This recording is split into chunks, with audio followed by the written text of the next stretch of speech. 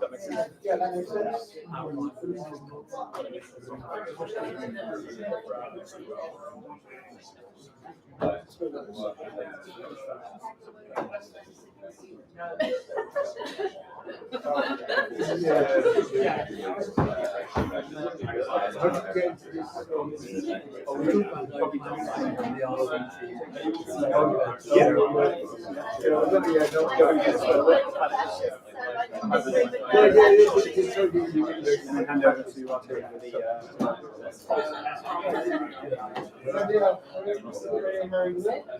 All right, everyone. I think we're gonna begin now. Just need the link. Just need the YouTube link. Yeah. Yeah, no, it's already posted. Done. Already live streaming. Okay. So that was on the live stream. Mike, You can take comfort in that. Mike, does this need to be handed around? Yeah. You begin with it. If you Right. Okay, thank you everyone for coming to our event. This is put on by the UCL branch of the Platypus Affiliated Society. I'm going to read a little bit of a general description of platypus, just in case you haven't really heard what we do before. A few people coming in.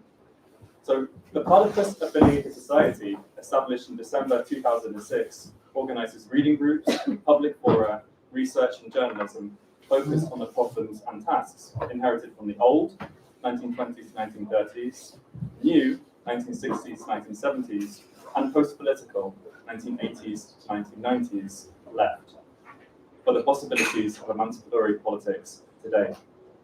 And at UCL, we have our reading group every Wednesday. If you're a student and you're interested in coming, that's at 6 p.m. in the Angel Pub, just by St. Giles Cathedral, the chapel.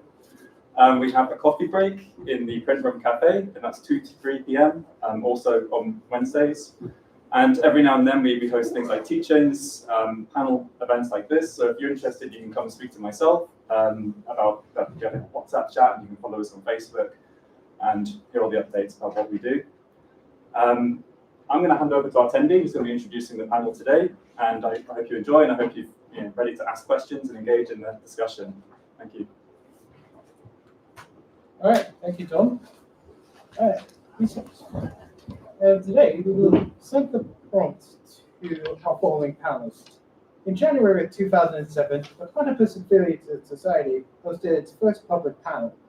Imperialism. What is it, and why should we be against it?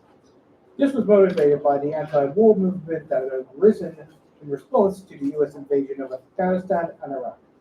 It was evident then that when the left spoke of imperialism, it did not agree on what this was, nor did it obviously share, or seek to share, the understanding of imperialism held by Lenin and the Marxists of the Second and Third Internationals, nor of that of the earlier bourgeois radical critics of empire. The same holds true today. With the Russian invasion of Ukraine in 2022, leftists of all stripes found themselves on different sides of the conflict. Some attributed the war to the aggressive expansionism of NATO. Others decried Russian imperialism and upheld Ukraine's national right to self-determination. The question was given renewed salience by the subsequent events in Israel, Palestine, and Lebanon. How, if at all, does the concept of imperialism help to explain these conflicts? Well, one seemingly as distinct as the war in Sudan that erupted in 2023, the sudden turn taken by the Syrian civil war in late 2024, the overthrow of the governments of Sri Lanka in 2022, and Bangladesh in 2024. How might an understanding of imperialism shape our sense of the tasks of our time? We asked our panelists to consider these following questions. Number one, what is imperialism? What is the relationship of imperialism to capitalism? 2. In 1916, Lenin wrote of imperialism as the highest stage of capitalism. Do we still live in the imperialist epoch as Lenin described it? How, if at all, has the question of imperialism changed during and since decolonization movements of the 1920s to 1970s? 3.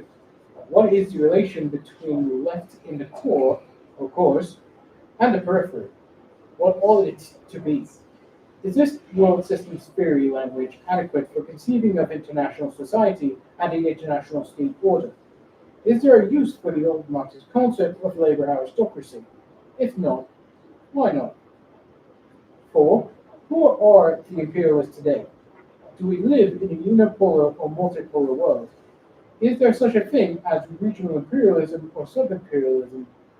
And how does the question of imperialism change in light of the advanced crisis of neoliberalism or post-neoliberalism that we face today? Right. Answering these questions will be our following panelists. Dorn is representing the international Bolshevik tendency and is on the editorial board of the journal 1917. Mike Macnair is a member of the Provisional Central Committee of the Communist Party of Great Britain and describes himself as an old-fashioned ex-Trump political hack. He is the author of Revolutionary Strategy and the introduction to a translation of Karol Kautsky's On Colonialism and 2 weekly worker series on the theory of imperialism. From 2000 to 2022, Mike was the Anne Smart Tutorial Fellow in Law at St. Hugh's Pete College, Oxford, teaching the history of English law, Roman law, property law, and torts. Following his retirement, he remained a fellow by resolution at the college of St. Hugh's College. And then, finally, Martin Thomas is an editor of the weekly paper Solidarity and a frequent writer of Workers' Liberty. He is also the editor of Crisis and Sequels, along with Grouchy in Context, and author of a number of articles in Historical Materialism magazine. Each of our panelists will have 12 minutes to speak, followed by a short round of responses. Then we'll have a Q&A. All right, take it away. Oh. I'll turn to the microphone. They need the microphone. Okay. Who's starting? All right. So now, without further ado, Thanks, Gary. Thank you all for coming. It's very timely indeed to be holding a discussion on imperialism.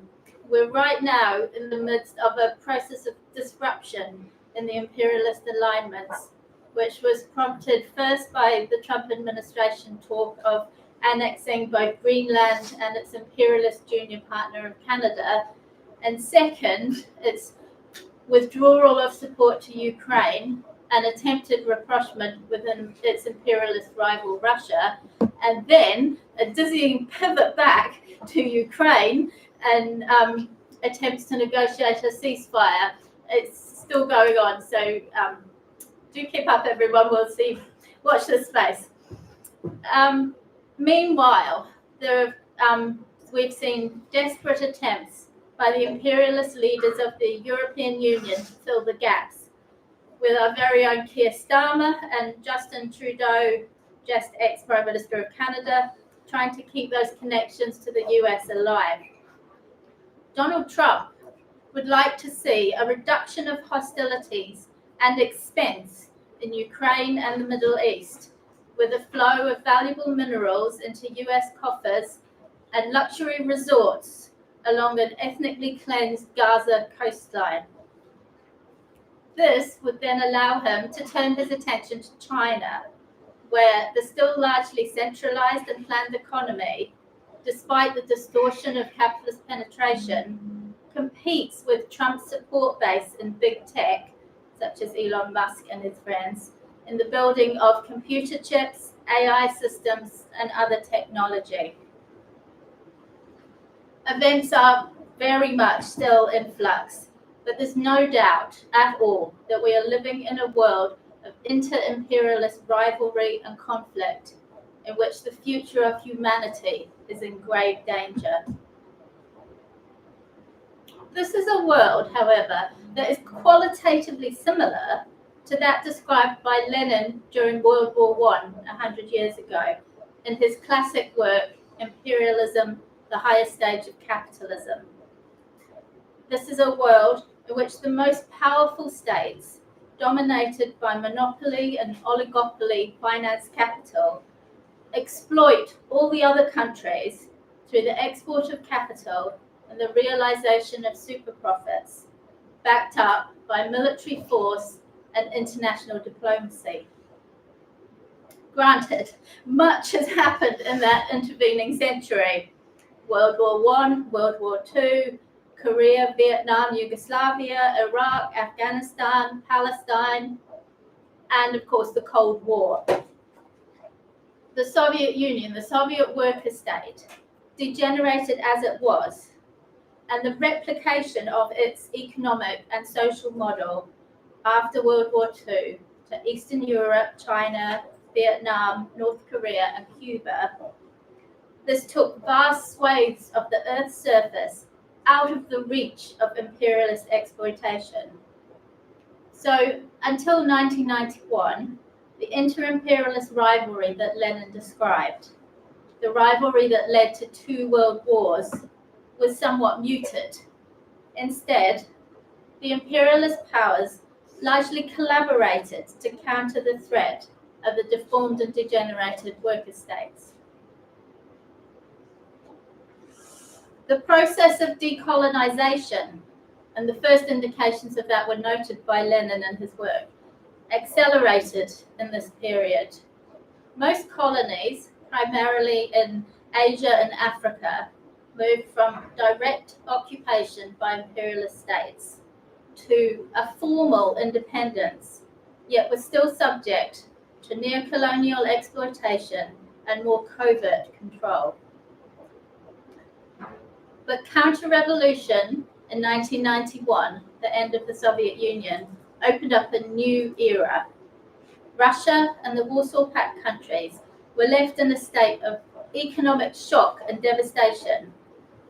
Many became neo-colonies of Western imperialism through the mechanism of the European Union, backed up by the military might of NATO. So Russia, too, was expected to be easy prey for imperialist exploitation, but it didn't quite work out that way. Under Vladimir Putin, utilizing copious access to natural resources, together with military and civilian infrastructure inherited from the Soviet Union, Russia began pushing its way back to the status of an economically weak imperialist power, which was just as Lenin had characterized it in 1916. So by the time of the war in Georgia in 2008, it was clear that this had been achieved. Russia was an imperialist, not in the sense of equivalency with the US, Britain, France, or other first-tier imperialist powers, but as a powerful state able to flex its muscles and gain economic benefit from intervening outside its borders. This was reinforced in 2014 by the events in Ukraine, in which a government that was inclined to be a client of Russia was replaced, with Western interference, with one more acquiescent to the West. At that point, Russia took the precaution of securing Crimea and its naval port at Sevastopol. Meanwhile, Russian influence expanded from its near abroad, the countries close to it, to the Middle East, Africa, and even South America. So we characterize this ongoing war in Ukraine as an inter-imperialist conflict in which the US, Britain, and their NATO allies are using Ukraine as a proxy to wage war against an imperialist rival, Russia. So we call for the defeat of both sides, not neutrality, but the defeat of both sides. And that defeat has to be carried out through the actions of their own working class in preventing weapons manufacture and transport, soldiers turning against their officers, and a mass militant anti-war movement. So, of course, our emphasis is primarily on the defeat of our own government and its allies. So here today, right now in Britain, we oppose Starmer's efforts to compensate for US pulling out or not pulling out of Ukraine and assure him of British support. We call for British troops out of Ukraine, and there are British troops in Ukraine, and no more arms transports, not a penny, not a person for imperialist war. And if the international Bolshevik tendency had a Russian section, which we sadly do not, they would be acting in a symmetrical fashion against their own imperialist rulers. But some leftists today are failing to recognize this multipolar world, to answer one of Arkan's questions, that it has become a time of imperialist conflicts. They're stuck in a unipolar world, as we saw in the Cold War. And they say Russia cannot possibly be imperialist, and it's a betrayal of opposition to our own states to call Russia imperialist. But in fact, what this does is it leads them to argue that Russian workers should fight for the victory of their own ruling class, should fight for the victory of one imperialist state against another. And I bring this up because we often hear the refrain, why don't you, all you communists, just get together? But the differences between the three of us here on the panel and Platypus and all the other groups on the left in Britain and around the world are important. For instance, fighting on different sides of barricades in Ukraine, that's no basis for the building of a serious communist organization. These differences are real. I'm assuming everyone here agrees with the necessity of building a communist party in Britain, capable of carrying out a revolution, part of a section of a revolutionary international.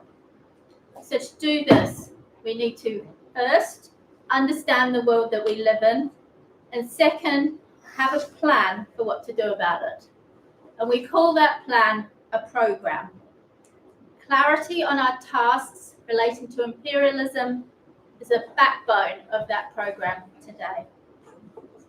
So we cannot build a communist party with those who support one imperialist state against another, whether it's defending Russia out of some kind of reverse nationalism, or those so-called leftists who actually call on the British government to send more weapons to Ukraine. A key aspect of Lenin's theory of imperialism, which also still applies today in its essence, is that of the labor aristocracy. So Lenin argued that imperialism provides a material basis for a layer of the working class within the imperialist countries to be bought off with a small proportion the spoils of exploitation. That layer is politically represented by the trade union bureaucracy and social democracy, here by the Labour Party. But we've seen the way that Starmer posed as imperialist power broker. The Labour Party is a pro-imperialist party through and through. After the betrayal of social democratic parties in supporting their own rulers in World War I, Lenin argued for a split in the workers' movement along political lines. We cannot build a communist party with those who believe that capitalism will be overthrown via a Labour victory in a general election. In the non-imperialist countries, the equivalent is the national bourgeoisie, who rule a bit reluctantly. Could I just have a little bit longer? A minute? And obviously the others as well. They rule on behalf of their imperialist masters, again bought off with the spoils of exploitation. So another key pillar of the program we need is to defend these non-imperialist countries under attack from imperialism, military resistance in Palestine and the Middle East and Africa, anyone who is fighting against imperialism. But we give no political support to those forces. We call for class struggle in the non-imperialist world just as in the imperialist countries, because only the working class can defeat imperialism and its proxies. So we cannot build a party with those who uncritically cheer for Hamas or the Syrian revolution, etc.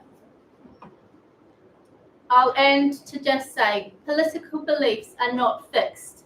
We're here to debate them. Beliefs are built out of reality and can change with that reality.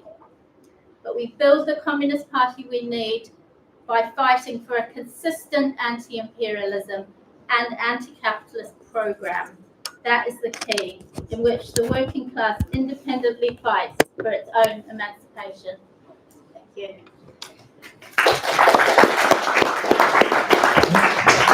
All right, next on the speaker list would be Mike Macnair. Your timer starts now. Okay, we're at the Platypus panel, and I'm going to kick off unavoidably in circumstances with Chris Catrone's article in January 9th article on the title "The Future Belongs to America," Social Agreement, in Compact newspaper. We've also got from Catrone an extraordinarily incoherent article in the same journal celebrating Donald Trump's real estate proposal for Gaza to expel the Palestinian population from Gaza, to rebuild, and then, but with the, I say extraordinarily incoherent because on the one hand, it's supposed to be the United States decisively intervening in the Middle East. On the other hand, he ends by saying that Trump proposes to put no American boots on the ground and spend no American money on this project. The problem essentially, Mr. Catrone has been the president of the Platypus Affiliated Society since the organization was founded. I don't know if he still is. No. He's not. At what point did he cease to be? 2018. 2018. Okay. But he's very strongly associated with the organization. And in circumstances where somebody is, as in this case, overtly arguing very straightforward, not, I won't call it social imperialism, it's just imperialism.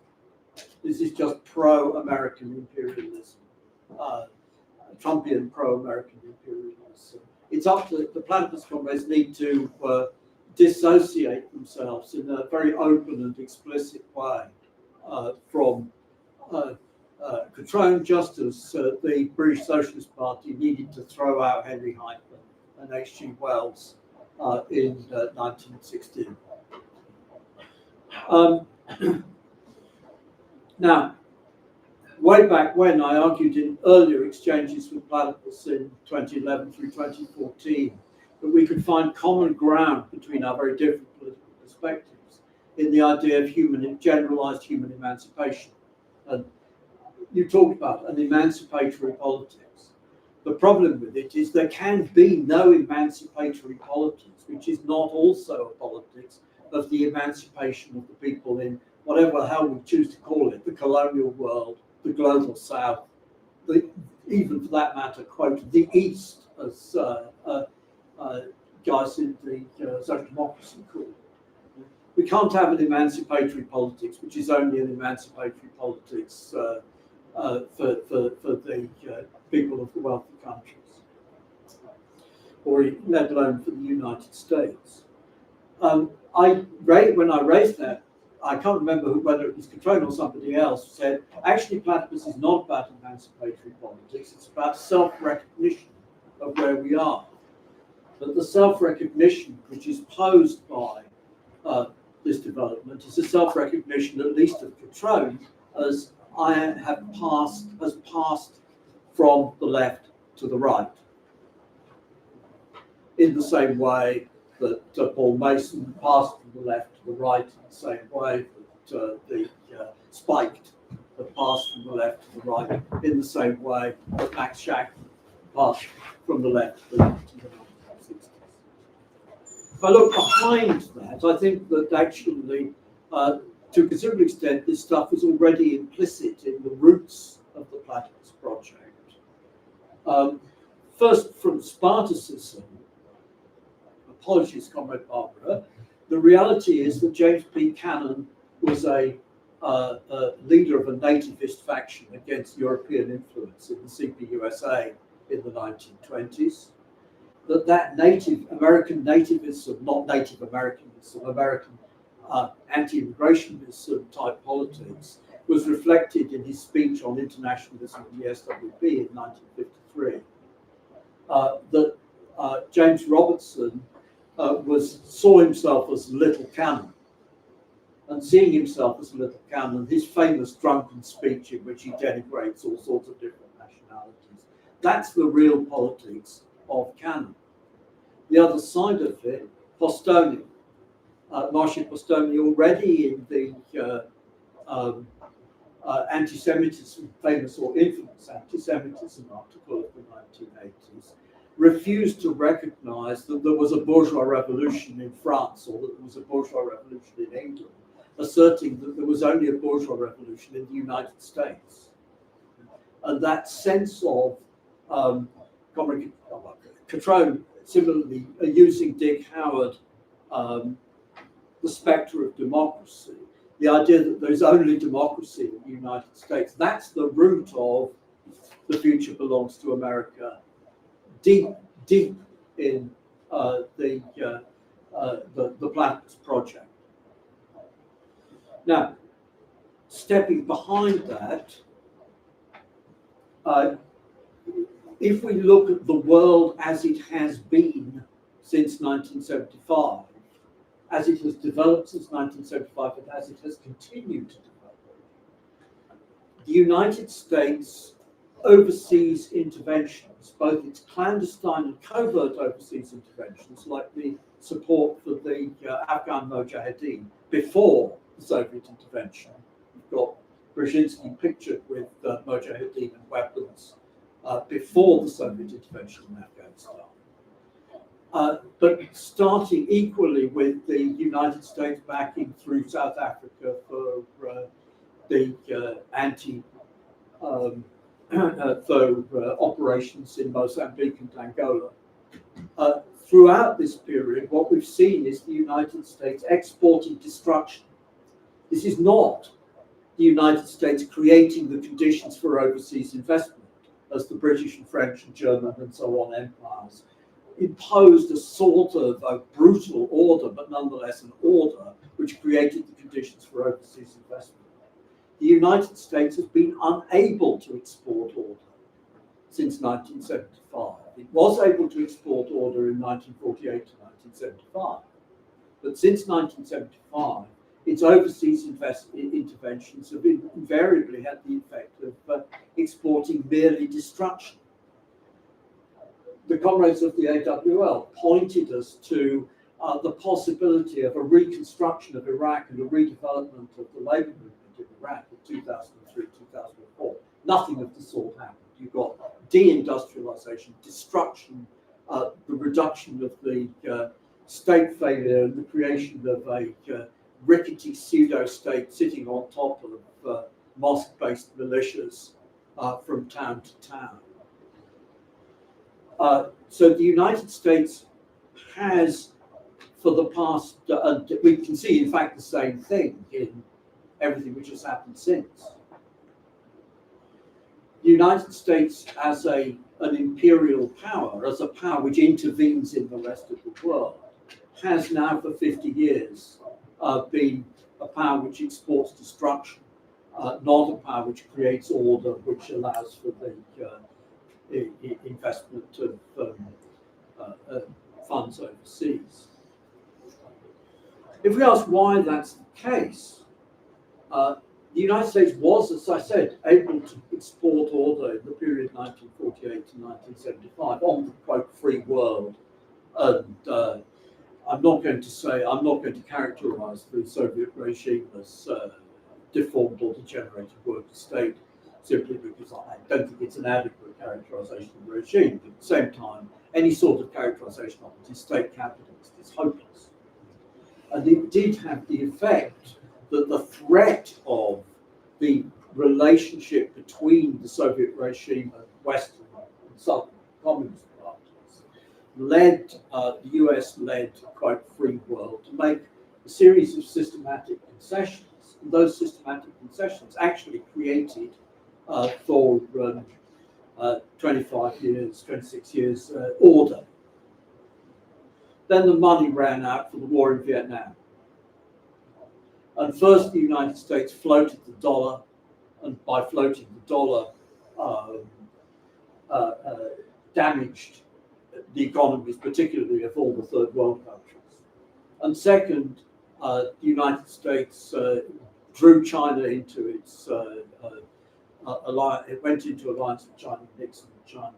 And third, the United States took the turn under Carter to roll back, to Zbigniew Brzezinski, Schlachter, revenge-seeking Pole as national security advisor, the project of rollback and of the overthrow of the Soviet regimes, but also actually of the overthrow of West European social democratic arrangements. And it turned to clandestine operations in support of, as I said, Nicaraguan Contras, insurrectionary movements of one sort or another, sponsored by the United States, exporting destruction. This export of destruction is nonetheless in the interests of the United States as a financial exploiter, because the export of destruction produces flight of capital into the United States in search of safe investments, in spite of the fact that the return on capital in the United States is lower. But that investment into the United States enables risky investments out of the United States, and the margin of difference produces financial gains for the US, particularly US financial services sector. Where am I in terms of time? And right now you are at 45 seconds. Okay. I'm going to, this is, so what I've done is simply description. I'm going to leave it at that, rather than do grand theory. What I'm saying about it simply is, it's not, we are not in a world of multipolar world. We're in a world in the same way as we, in the 1850s, the world was a UK-dominated world with rivals beginning to arise, but nonetheless unambiguously dominated by the UK. This is a world which has rivals beginning to arise, but is still unambiguously dominated by the United States. But that domination by the United States is domination by a power which is in relative decline, but also is in under the circumstances where capitalism is in absolute decline, with the result that fewer people, the United States is unable to make life unpleasant enough in the United States for the US middle classes, for large numbers of middle class people to be willing to go out and become colonial officials, colonial soldiers, etc., etc., etc. That's it.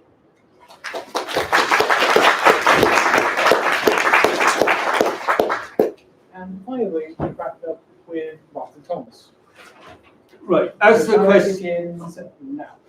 as the questions posed make clear, imperialism, the term imperialism has been used in many different ways over the years.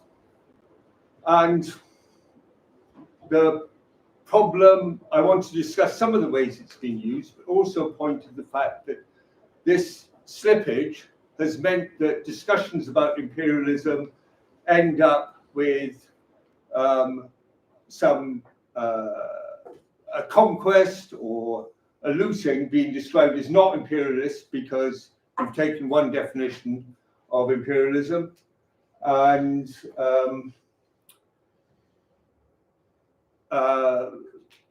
therefore you don't oppose that conquest because you've defined it as not imperialist. And this has meant that whatever about imperialism, the idea of anti-imperialism as your guiding light has become confused because it has quite often been used to justify actual imperialist policies. It has the additional problem that merely anti-programs have, like anti-fascism or anti-capitalism. In the Communist Manifesto, Marx starts section 4 by effectively talking about forms of reactionary anti-capitalism. There can be a reactionary anti-imperialism too. So what are these different uses? Firstly, there's imperialism as a world order. And that's the discussion which Lenin's little pamphlet, and a lot of other works at the time are part of. What they're all referring to is, they refer to a common empirical reference, which is an epoch which starts somewhere between 1898 and 1900, with the Weltpolitik of Germany, with the Spanish-American War and McKinley, and with the proclamation of liberal imperialism in Britain. And imperialism comes to be the term that's used, borrowed from the liberals. It's not about the Marxists don't initiate this. It's the British liberals. And empirically, this is a system of tariffs, arms race, systematic empire building, and a world completely divided between these empires. And Lenin's argument is that this has an economic root in the growth of capitalist monopoly, which in his term he largely means the same as oligopoly. And therefore, the World War I, which is what he's writing about, is driven by these economic trends, and it's a division. It's a war for the redivision of the world between imperialist combines. That it has economic roots. It's not a choice of policy by this or that government, and the only answer to this imperialist war and coming imperialist wars is socialist revolution. And I think Lenin's polemic, I think there are lots of things wrong in Lenin's polemic. His polemic is quite right, and it remains true until World War II. You notice even at the time, you will find Lenin saying that for socialists, there's no such thing as just a negative slogan against imperialism. This is just, empty talk. You always have to say what you're positively for. After World War I, the discussion about imperialism comes to be more and more about what is an imperialist power, which really isn't a big question for Lenin or any of these people. Why? Because you have a rise of colonial liberation struggles. And nobody in these discussions after World War I really thinks that Britain wasn't imperialist in India before 1898. Nobody thinks that. So then it's not quite the same sense, but that's what the discussion tends to be about. And when Barbara's talked about the debate she had with her comrade, the Marxists in those times aren't particularly fussy about what they call imperialism. So this question about can there be some imperialism? The answer obviously yes. So Trotsky calls Serbia imperialist, he calls Czechoslovakia imperialist, Poland imperialist, because they subjugate minority nations. Obviously, they're not world big powers. It's not just applied to the big powers of the world, which obviously are the dominant forces in World War I. And it's right in his polemic in World War I, not in imperialism, but other polemics.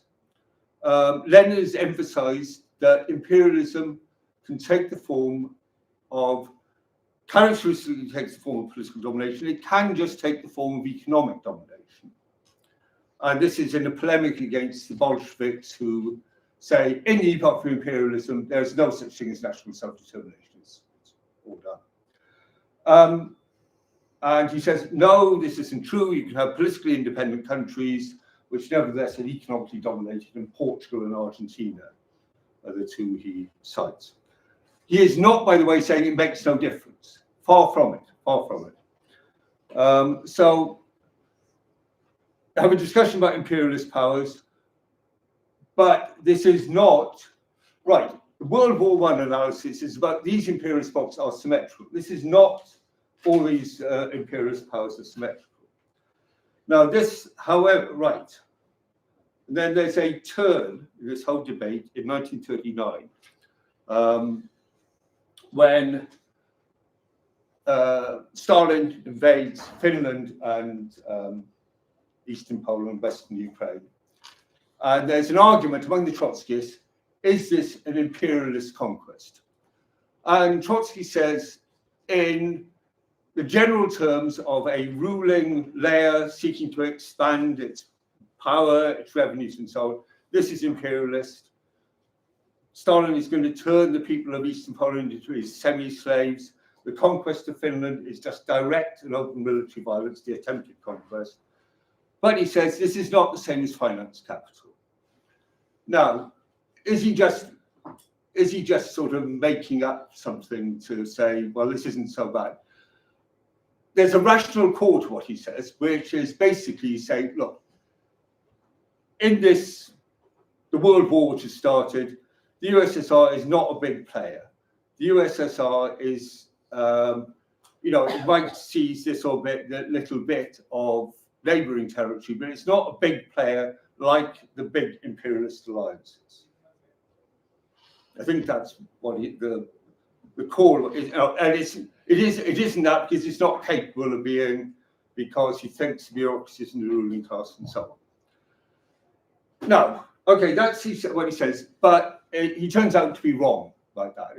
I'm mistake. You can find his comrade James Buchanan saying, if we see Stalin conquering a whole swathe of Europe, then obviously we have to revise our opinions, and that's exactly what happens. Right, what happens after World War II? Firstly, the Trotskyists, I think all the Marxists are disoriented. So they end up applauding the advance of the Russian army through Eastern Europe, saying this is Trotsky's Red Army, this is going to bring about progressive revolutionary transformations.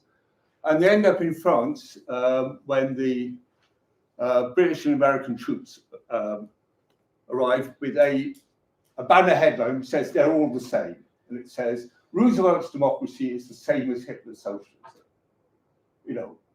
What you're going to, with American troops, you're going to have the same regime as you had when you had the German army.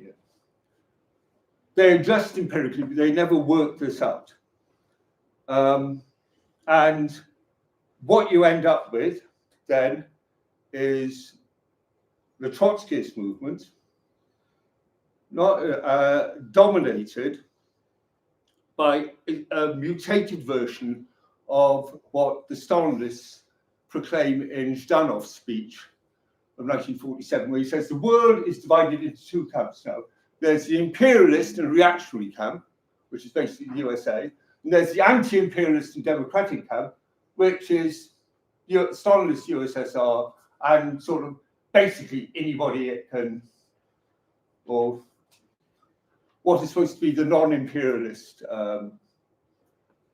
countries, which doesn't matter if they've got subject peoples and so on. If they're allied with the USSR, they're not imperialists. And I think, and so, no, right, at this point, nobody is arguing, the whole debate about imperialism no longer is a world order, it's a camp within the world. And I think there are a lot of traces of that left in thinking today. And I'll end on Ukraine. Okay, so this is a proxy war, right? Okay. Ukraine, historically oppressed nation. In the biggest oppressed nation in the world. It has a referendum. They vote in every region for independence. Basically, Russia invades twice. the European Union and the USA haven't invaded Ukraine. They've given a little, actually a very small amount of military aid for it to help defend itself because they're bothered about Putin. An independent Ukraine would be economically dominated by the EU. That is not the same as being conquered by Russia, by Putin. It's not the same. It doesn't mean you support it, but you recognise there's a difference, and you orient not by. Sorry, this is the problem. Not by anti-imperialism, by a positive program, which is the right to self-determination and working class internationalism, which means you support Ukraine against Putin, you support the workers of Ukraine against Zelensky. And now you support, even if you thought it was a proxy war between the US and the USSR, you now see supporting self-determination of Ukraine is supporting them against both of these powers. So maybe it wasn't a proxy war after all.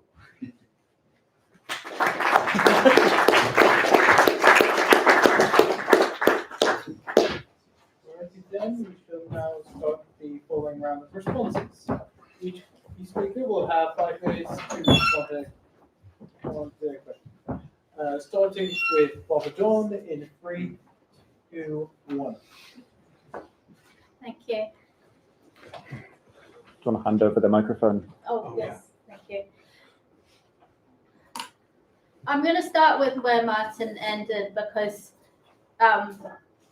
this is an outrageous position. This is blocking with your own ruling class in an inter-imperialist conflict. And the rest is justification for that. It is naive, I think, to talk about the national self-determination of Ukraine while it is being used as a pawn in this imperialist conflict. We have to look at what's really going on in the war, in the world, and in this particular war. And what I am not hearing very much is what should we do? What is to be done? We are revolutionaries. We have to look at the world and we have to decide what we do. We have to figure out who our enemies are and what we do against them. And when Lenin talked about imperialism as the highest state of capitalism, that's not highest as in some kind of elevated capitalism. What he means is this is the capitalism we've got to right now. This is what we're dealing with. Capitalism, imperialism is the capitalism of today. And our main enemy is the imperialist states. And that is what we have to do. We have to fight them. And we do have to block with sometimes reactionary forces in a military sense, while also fighting them politically. And this is where a lot of the left go wrong. They think if you block with a reactionary force, then it's somehow like Gaddafi or Saddam Hussein somehow has some anti-imperialist credentials. No, but we're still on their side against imperialism because that's how we make a world that is easier to fight for, not only overthrowing imperialism, but overthrowing Saddam Hussein and Gaddafi and Hamas and whoever is Zelensky, everyone. Capitalism as a whole. We start with the main enemy. We start with imperialism. Mike also didn't really say much about what is to be done. He talked a lot about the role of imperialism since the 1970s and that it has taken on somewhat of a different character. I wouldn't say the export of destruction and the export of capital are two counterposed things. In fact, they're both going on all the time.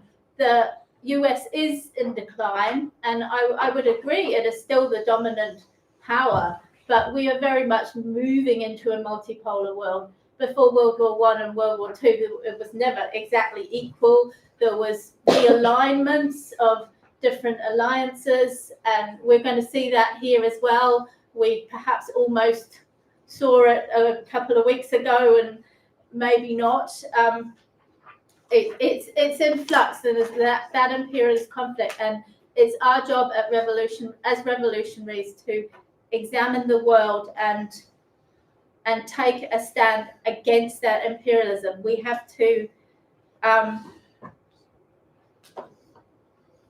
make that our priority. And finally, just on platypus, I have similar critiques of the direction that Chris Cutrone is going on, but platypus is not only moving to the right in that sense, there's also a sense in which platypus abstains.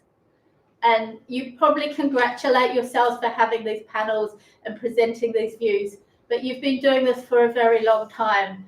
And the point of these debates, these arguments, is to decide what is to be done. And that's what I don't really hear from platypus. A lot of what Chris is saying is provocation, it's throwing it out. It's a bit like organising your panel and putting me and Martin here when we take different sides on Ukraine. You know, it's provocation, but we need politics, we need a programme against imperialism. So an anti-imperialist programme that is also anti-capitalist. And that's what we're here to talk about. That's what we will need to do. Thank you. All right, then. Next up on our round of responses would be Mike Macnair in 3, 2, 1. Okay, I'm going to respond. I disagree with Barbara on the question of imperialism, high stage of capitalism. And I disagree with Martin on his analysis of the history of imperialism, both for exactly the same reason. My understanding is that the phenomenon of capitalist states holding other territories in subordination and adapting the economy of the subordinated country to the interests of the dominant capitalist state. So not just political subordination, but political subordination carrying with it economic subordination. And not just direct colonial possession, but also indirect holding people as dependencies. That goes back to Venice and Genoa in the late Middle Ages. It goes back without hesitation to the Dutch colonial empire of the 17th century. It goes back to the English colonial empire of the 18th century. It's not a novelty. Lenin's identification of it as a novelty is a result of Lenin following Karl Kautsky in his articles on colonialism in 1898, which were designed to argue that imperialism was against the interests of the German capitalist class, and therefore to get the liberals to vote against naval expenditure,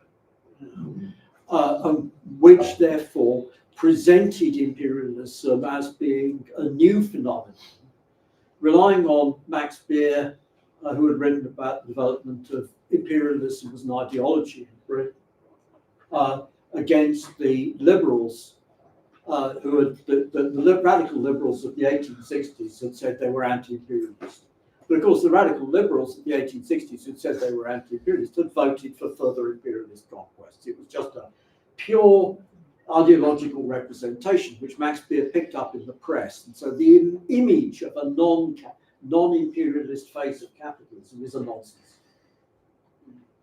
Because the image of a non-imperialist phase of capitalism which doesn't involve the capitalist state holding other countries in economic subordination is a nonsense. Both the conclusions which were drawn from Lenin's argument by the early Comintern, in the first place about the labor aristocracy, is wrong. Bukharin is right on that, and Lenin's wrong. It's through loyalty to the state that rather than through a distinct bribe lair. Mm-hmm. But it's also the case that the argument for the anti-imperialist United Front fails. That the argument for the anti-imperialist United Front already produces betraying the Turkish Communist Party to Kemal Ataturk under Lenin. both of these things. So that both sides of this, those sides of that are wrong. But it's nonetheless the case that you cannot be for general human emancipation and at the same time claim my state has got the right to hold other states in subordination. And that's just as much true of the United States holding Japan in subordination through the Plaza Accords, or of the United States holding Russia in subordination through the manipulation of politics in Ukraine to get NATO short-range missiles in reach of Moscow, and to destroy, which the United States has, in fact, I think Barbara is wrong, the United States has achieved its strategic objectives in Ukraine. It's destroyed the Russian, the ability of Russia to keep a navy in the Black Sea. And the only way in which that would cease to be the case is if the Russians actually took Odessa, which they aren't, isn't happening. Putin, the invasion has achieved only marginal increase from what the Russians already held in 2014.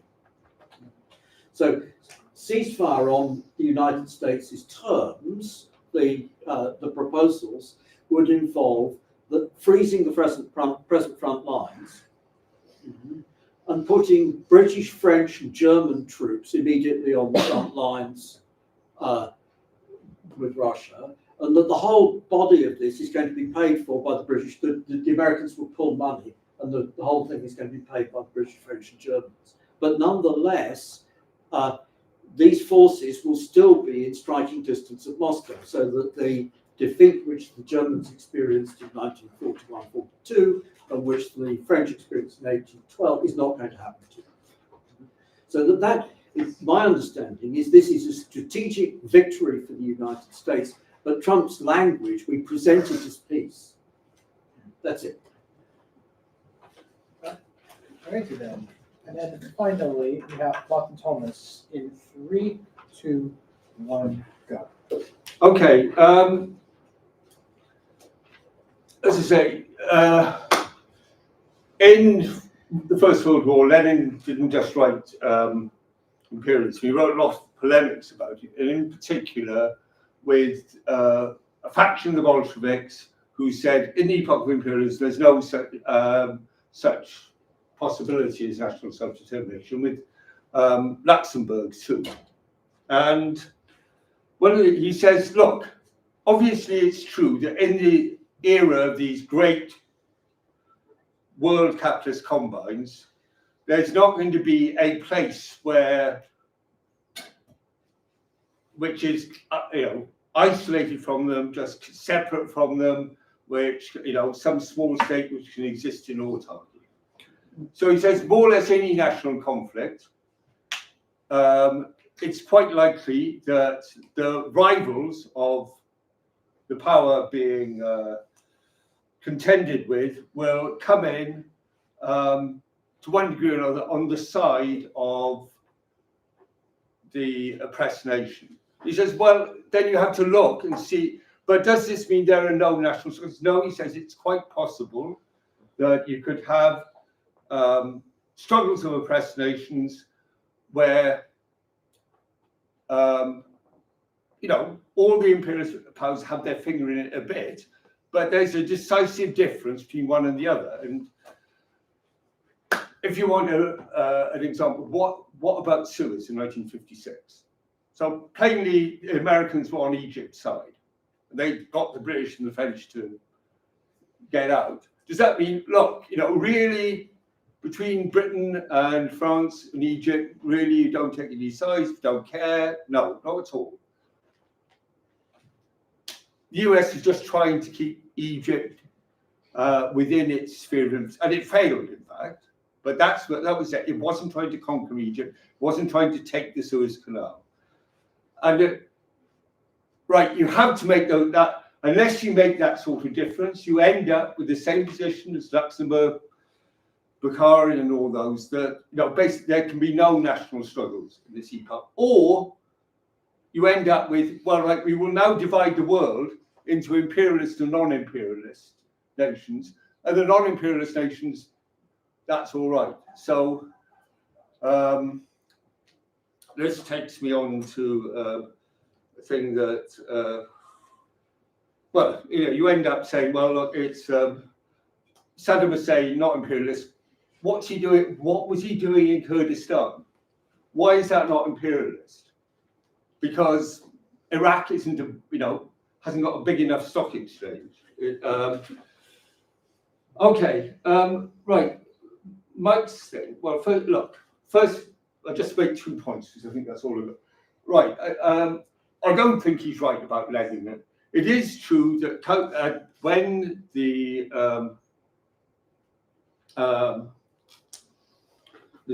German Empire starts, we want to be a big empire, we want to have a Weltpolitik. The Kautsky says, look, this is not profit, this is not, this isn't a very profitable enterprise, which seems actually to be empirically true, by the way. But it's basically, we can advise, the industrial capitalists won't want this, only the financial capitalists will want this. But Lenin doesn't adopt that view. He doesn't adopt that view, and he dates it from 1898, not because he's been duped by Kautsky, but because that is the beginning of a new era with the Spanish-American War, with the German move to establish a world empire. That's why he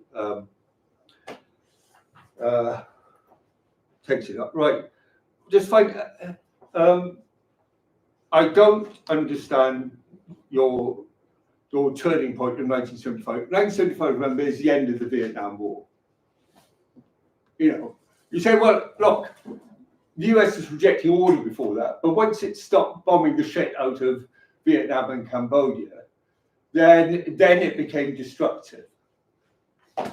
Well, it seems to be, that's an odd sequence at the least, but I don't have time to go into that more. All right then, shall we move on to the Q&A portion? I've got a microphone, let me just turn it on.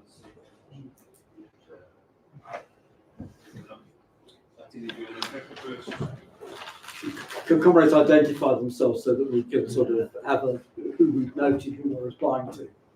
Of course, we will be starting. I've got the microphone right, so you can see that one. No worries. First. So let's see. I believe Whoever you like. right. Went up. Right at the corner. So Martin, when Yeah. Oh, okay. I'm Wen Tai, I'm a member of Platypus. Martin, when you described how imperialism went from being talked about as a world order, in the late 19th and early 20th centuries, to then being talked about in terms of imperialist powers versus non-imperialist countries post World War I.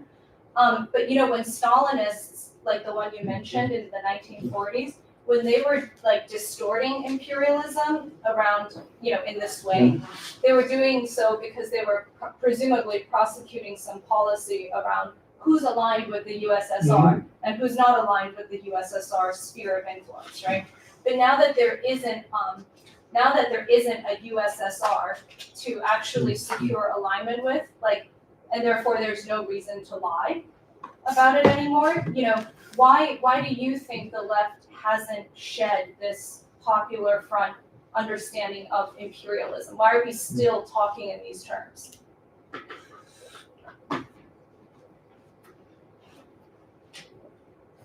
Presumably, it's not direct responses. Yeah. Okay. Go on by one. One by one. Oh, one by one. Yeah. Okay. So why is you're asking why is campism, as you used to call it, continued? I think fundamentally, well, firstly because I think it's fundamentally because of defeats of the it continues up until as you say up to 1991. It serves the interests of the Stalinist states say we're the anti-imperialist. If we invade somewhere, conquer it, lose it, it's not imperialism. If somebody else, if the USA does what it did in West Germany, well, it does withdraw the troops. West German industry becomes a competitor with American industry and so on.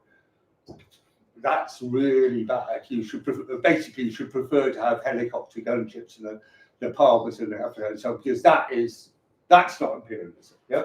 Okay, that's the rationale. Why does it continue? I think it's basically because at the time the USSR falls, the working class and the labour movement in the big capitalist countries is also in retreat, and there's a very strong urge among leftists to find somebody somewhere else which is on our side. Okay, things may look shit here, but we have somebody on our side somewhere. I think that's the answer in short. Well, Hamas may not be that great, but hey, they're fighting the same enemy as us. So, we may not have many people at our meeting, but look at these guys over here which are on our side. I think that's the fundamental reason. A very short one. The reality is actually, I made this point at a platypus, I think 2021. Although the left has declined dramatically, Stalinism remains absolutely dominant on the left. Is the reality of the situation. When we talked about, it was a platypus thing on the legacy of Trotskyism, and the point was the legacy of Trotskyism is there to oppose Stalinism. Trotskyism is still significant, basically, because there is still Stalinism. And the guys who advocate for a campist policy, I don't agree with Martin about what counts as a campist policy, because my view is we have to be defeatist in relation to Britain.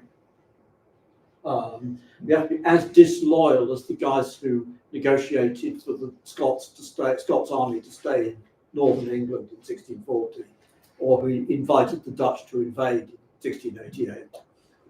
But that's not the same as we want the victory of whoever the hell, Third World, or other, or Russia, or China. But nonetheless, what the people who are committed to that official communist Stalinist idea, they've just replaced Russia, the USSR, with the People's Republic of China, or with North Korea, or with Cuba.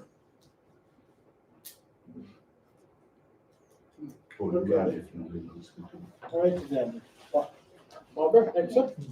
I think this goes, this is partly about people missing the Soviet Union and wanting something to point to mistakenly, but it's also about a failure of program and politics in the left, which is to do with what I was saying about the labour aristocracy and also the national bourgeoisies in the non-imperialist countries, that there is a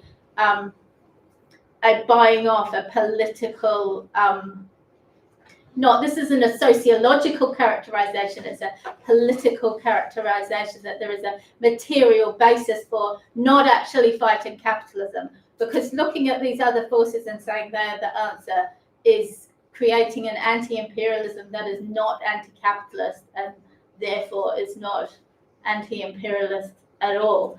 So popular frontism absolutely has to be fought, and that's why I was emphasizing the independent role of the working class, and also why I was emphasizing that we need to fight imperialism sometimes alongside these people, but we never stop fighting them politically. And this is Trotskyism. This is also Leninism. The point of Trotskyism is not just to oppose Stalinism and it will go away when Stalinism will go away. Trotskyism is the continuation of Leninism, of what he wrote about imperialism, of the Russian Revolution. And that's what we're fighting for. And this opposition to popular frontism is a really key part of that. But that doesn't mean, like I think Martin does, we dismiss these national bourgeoisies and the non-imperialist countries as equally bad. I think we could be more nuanced and sophisticated than that. We can say we are politically on their side against imperialism, but we want to overthrow them too. All right, then. Next question. That gentleman over there. I think that's done. Yeah. I've seen the level of professionalism. Huh? Hi, I'm Dan. My question for any of the panelists who want to try answering is, what relationship, if any, do you see between imperialism and Bonapartism, whether historically or in the present day?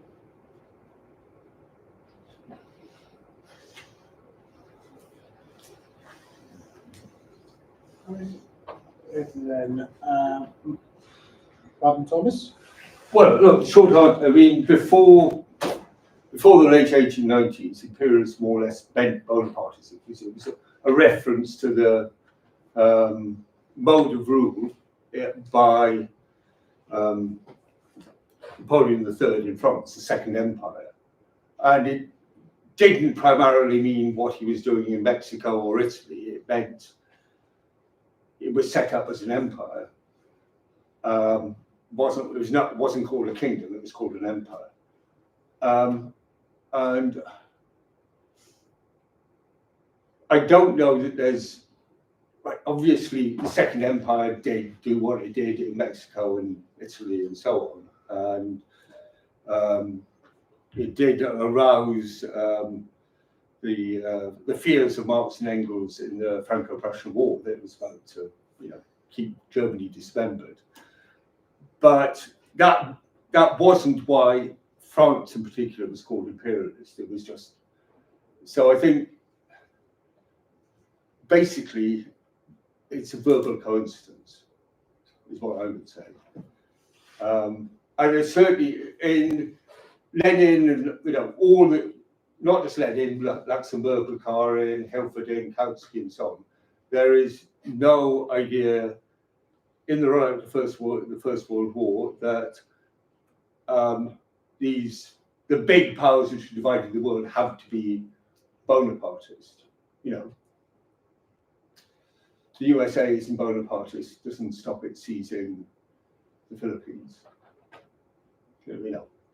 McKinley doesn't say, I've got to rename myself Bonaparte in order to be a proper imperialist. All right, then Macnair. Martin is right that before 1870, imperialism meant the imperialism. That word specifically, imperialism, it meant the political party of the Bonapartes in France. So you could have an imperialist party under the regime of Louis Philippe, of guys who wanted to restore the empire of the Bonapartes. In 1876, Benjamin Disraeli procured the passing of the Royal Titles Act 1876, which renamed Queen Victoria as Queen Emperor of India. And in 1870, the King of Prussia announced that he was the Emperor of Germany. 1871, sorry, the King announced that he was the Emperor of Germany. So that the idea of imperial regimes, and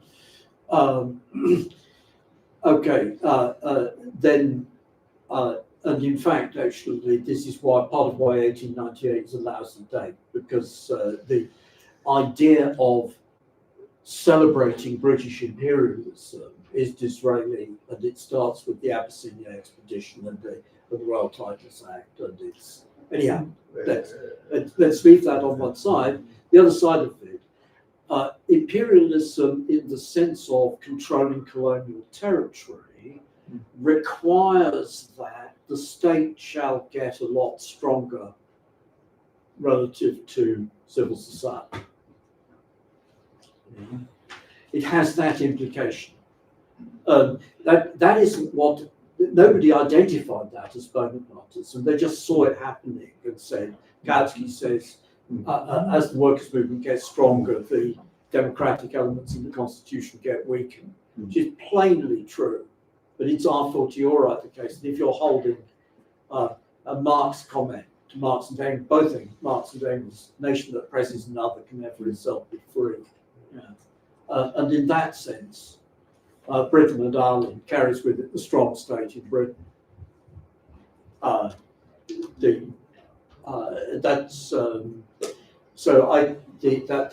That's not quite the same thing as Bonapartism in the sense in which it's normally used, but it's a real thing that the state gets stronger.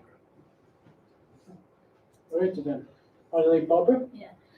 Yeah, the usage of Bonapartism in our tradition, a lot of it refers back to Marx's The 18th Brumaire of Louis Bonaparte, which is an excellent piece of Marxist history, which looks at the different classes and subclasses within France at the time, and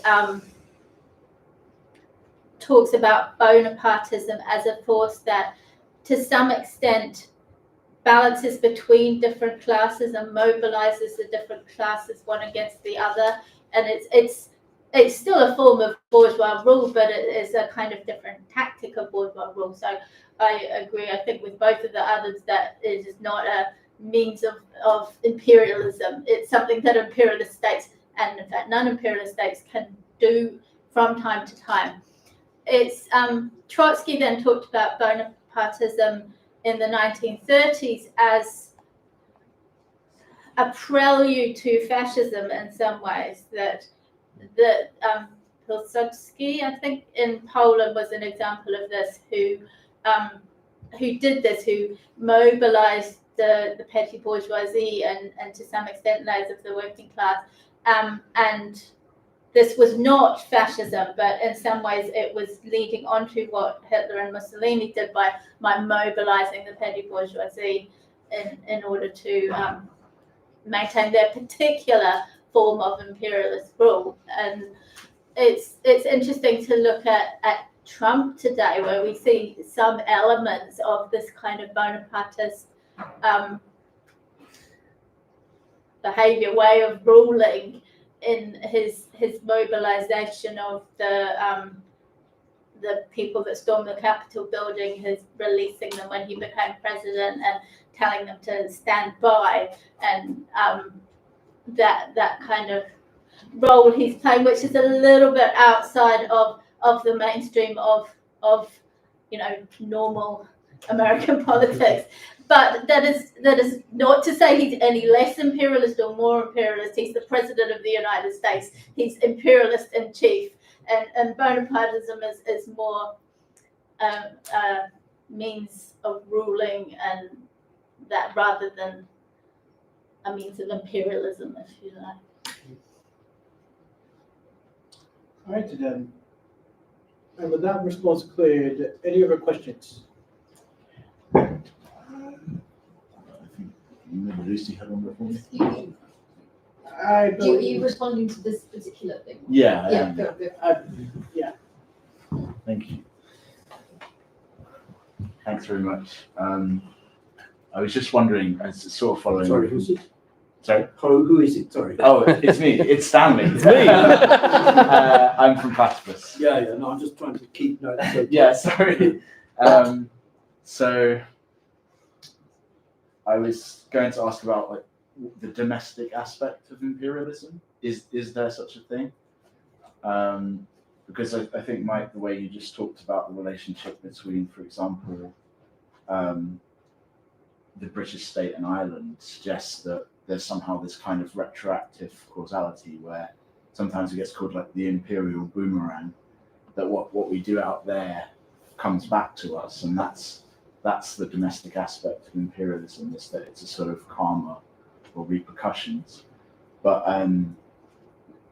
could it be thought about the other way around, that somehow there's a domestic situation that results in imperialism, whether that's an economic situation or even a political one, that needs to be somehow externalized? I hope that makes sense. All right, then. First off, we'll have Barbara Dorn.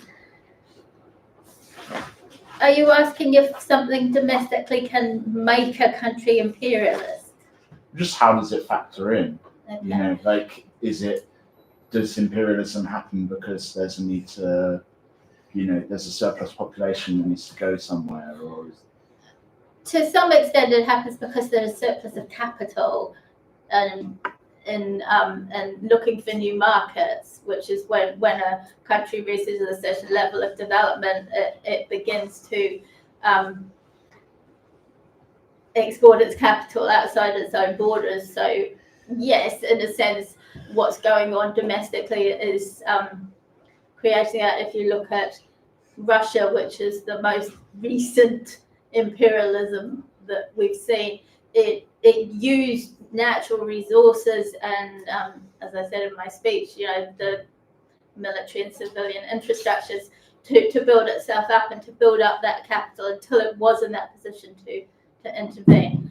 But also to throw that back, the domestic implications are about the labour aristocracy and about the fact that there is a political basis for social democracy within the imperialist countries to not actually fight capitalism, to defend the status quo and just push for a few reforms, because actually the trade union leaders and Keir Starmer, etc., are doing quite nicely, thank you.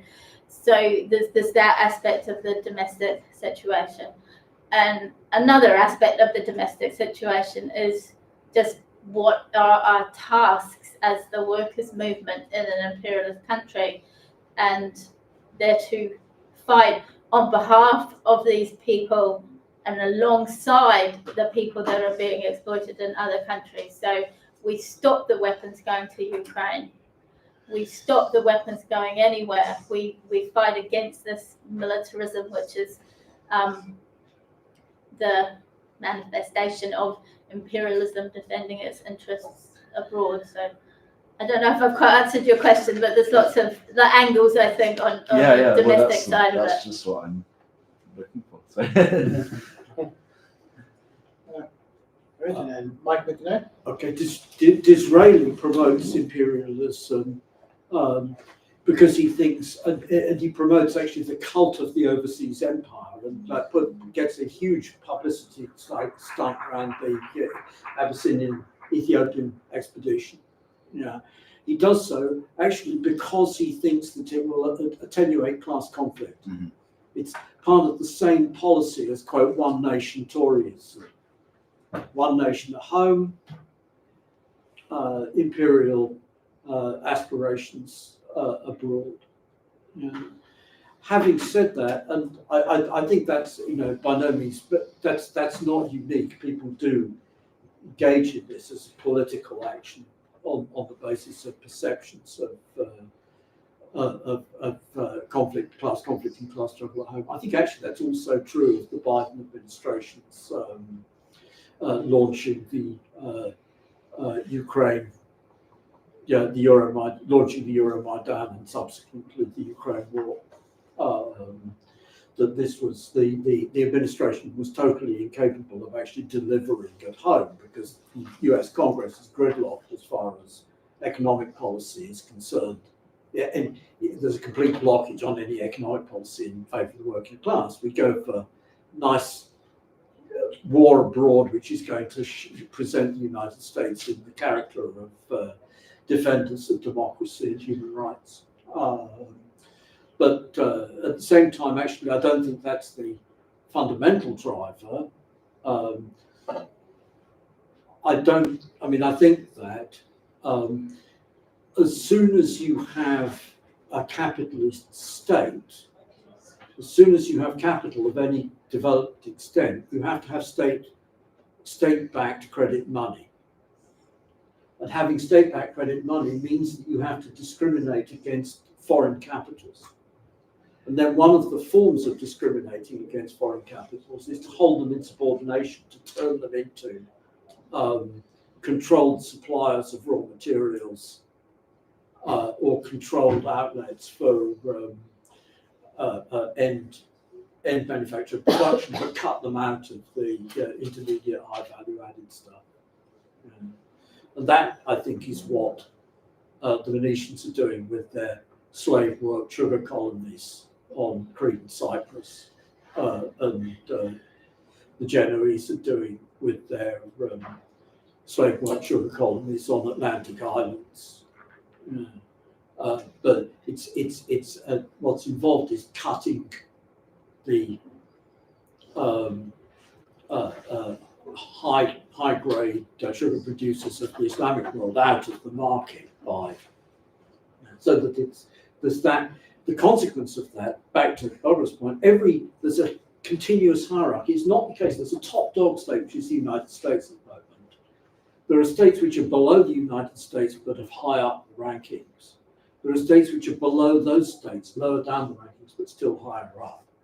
And then the consequence of that is that actually, in relation to the working class in every country, as long as you can think that your own state discriminating against other states will get you a little bit higher up the world greasy pole, we have to persuade people that isn't a road to emancipation. But we have to recognise that it's currently the dominant political ideology. Thank you.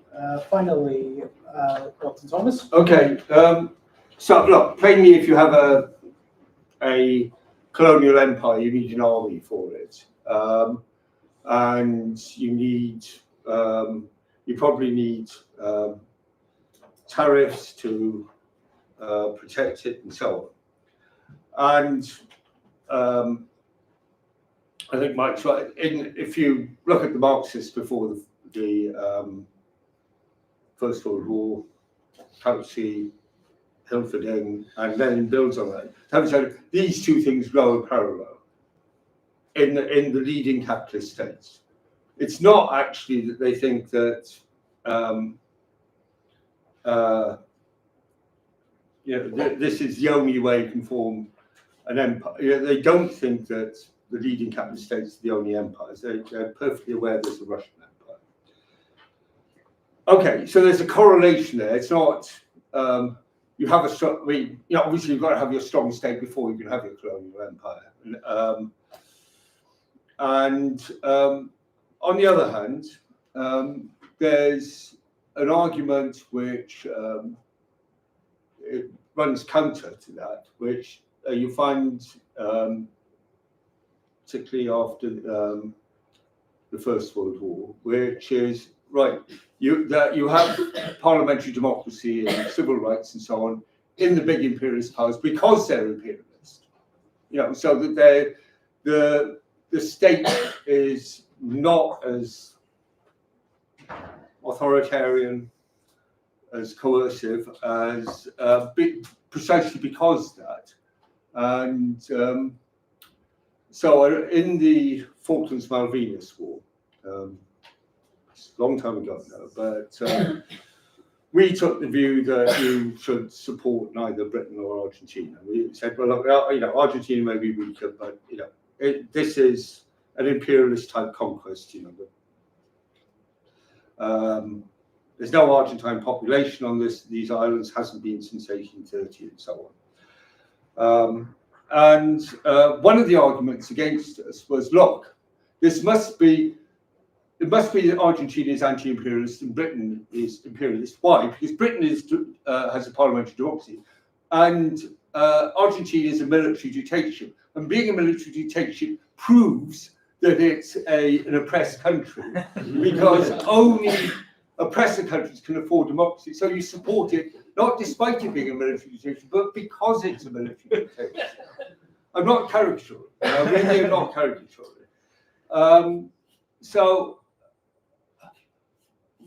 There are a lot of military dictatorships and very coercive regimes and very strong state apparatuses in countries which do not have colonial empires.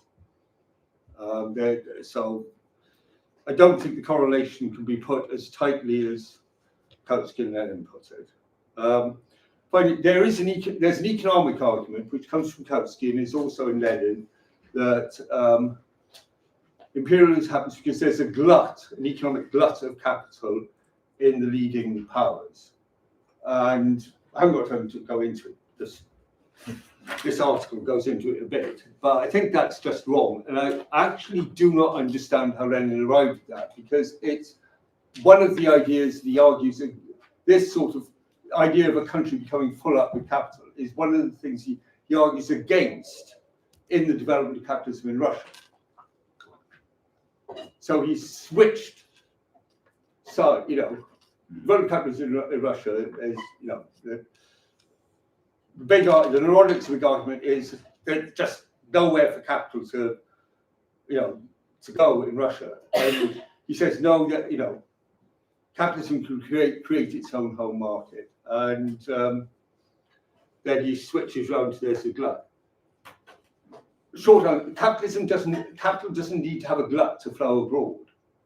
It's not, if you're an American capitalist, you don't have to look around and say, the USA is really full up before you go somewhere else.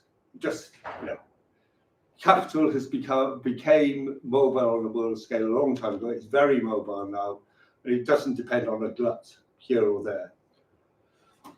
So I think that bit of the argument is just wrong. It's only Belfort Banks. Belfort Banks' argument against for opposition to the British in Sudan in the 1880s, and then it's picked up by Parvis in the 1890s, and from Parvis it goes to Parvis in the 1900s and Hilford. Yeah, so it's just wrong. Yeah. I mean, I don't think that's it. It's wrong. It's next question. I believe we've got one over there. Yes, and it's Lucy, and I'm from Platypus. Gosh, there's several things I wanted to respond to now, but on the bonapartism, on the bonapartism question that's just come up, but in general, I've been curious about how the different panelists have been understanding continuity and change within this imperialism question. Because on the one hand, at the beginning, Barbara's remarks, she was sort of laying emphasis on the fact that we're in the same moment in some sense as 1916 when Lenin was writing Imperialism, Higher Stage of Capitalism, and then with Mike there was this sort of both the idea that Lenin's characterization of imperialism is at that point in time is arbitrary, but then Mike himself brings up this sort of slight arbitrary to me date of 1975, and then we've got this kind of question of the middle of the 20th century and with Martin and his characterization of Stalin's invasion of Finland in 1939. So yeah, continuity and change within imperialism. Regarding this idea, I think Barbara was responding to Mike in terms of how, in a sense, really is hasn't imperialism always been about exporting destruction across the world? Hasn't imperialism always involved that as an element? To me, how I've understood Lenin's characterization of imperialism, it's the highest stage of a contradiction that has been reached in the capitalist world. So it is both about it's the export of capitalism as a crisis, as a contradiction across the world, and so that involves both the potential for destruction and the potential for emancipation. And that is what necessitates, and that in itself has been produced. I think I've got from Lenin, and also from some of Luxemburg's writings from the same time, who I think she's in agreement with Lenin on that crisis of contradiction has been produced through the political activity of the working class in its struggle against capitalism. And so it's a deepening of the crisis and contradiction of capitalism that has been brought about through the growth and development of the workers' movement. So which produces this uniquely like important question around leadership and development of leadership of the revolution. Yeah, I'd like to ask, just come back to this question of what's changed between then and now, and whether, to the extent that you agree with that articulation. I think the invoking of the term Bonapartism by Trotsky, in a sense, is an attempt to draw a continuity between what he's understanding is happening in the degeneration of the Russian Revolution and Stalin with the moment, the post-1848 moment. So Marx is talking about in the 18th Brumaire, he's talking about that post-1848 moment, and that Bonapartism there, as I understand it, is actually not just about the French situation. It is about Disraeli in the UK, and it is about what the capitalist state looks like. That it does involve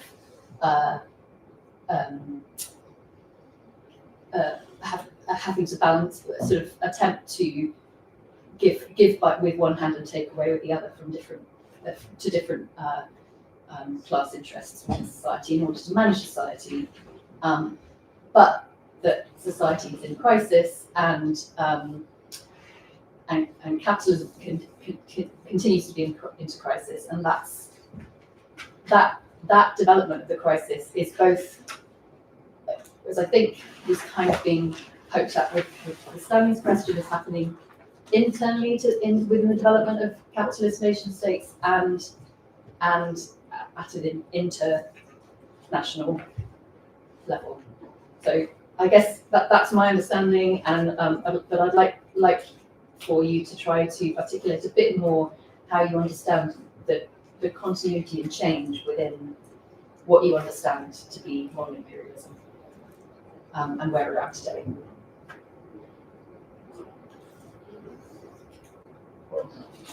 All right, then. Dorn, first up.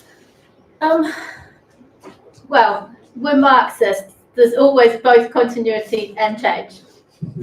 But where it lies is the question you're looking at there. And Mike and I were actually talking about this a little bit beforehand, about there's key moments, there's periods, but they kind of overlap, and you can identify significant things.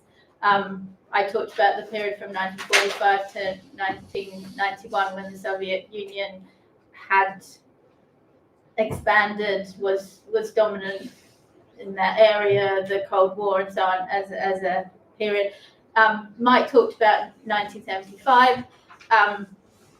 He perhaps is exaggerating a little as the end of a period, but I think something significant did happen from 1975, perhaps in the few years later, where the kind of post-war dream was over. There was a significant decrease in the left at that point, around 77, 78. The left organizations got a lot smaller. They got demoralized. They had, through most of the 1970s, thought there was going to be a revolution, and there wasn't. So there was a fundamental change there, and in some ways you could say that was the beginning of the process that led to 1991. But 1991 is a really key date. You can look at 2008, where there was the economic crisis and the beginning of Russia as an imperialist power round about then.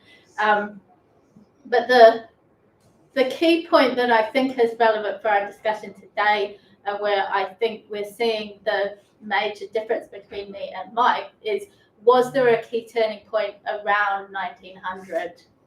Was Lenin right that what he was observing was a new thing? And he produces a lot of statistics of huge changes in the banking system, in the way that monopolies and oligopolies were being formed. He really, with not much access to resources, demonstrated empirically what he was talking about, that there was a huge change here. And what Mike's politics is also about, though it hasn't necessarily been articulated here, is a kind of defense of Kautskyism and Second Internationalism, and playing down what Lenin argued for, which was a split because of imperialism, because imperialism created this material basis for the labor aristocracy, a material basis for why all the parties of the Second International in 1914 voted for their own governments for arming their own governments in World War I. And that was a really clear basis of it. And that was what convinced Lenin that we need a communist party, not just a social democratic party of all the workers. We actually need a party, and this is where your point about leadership comes in. We need a party that will lead the working class and will fight against the influences of social democracy and the labor aristocracy. And that is the basis for all our politics as communists. It's not good enough to say there's always been empires, there's always been countries exploiting others. Yes, there have, but Lenin was actually pointing there to a very important point of change. And that is why I say, even though many, many things have changed over the past 100 years, we are still in that kind of world where that imperial exploitation characterizes what capitalism is now. When I was talking about Bonapartism before, I wasn't actually talking about Stalinist Bonapartism, which of course Trotsky did discuss. I was talking about Trotsky talking about capitalist Bonapartism, which is kind of where we were. But that is the nature of the USSR, and that the Stalinist caste were kind of in the same way balancing between classes, and that was the analogy Trotsky was making. And this is another, in order to understand the 20th century, you have to understand the USSR.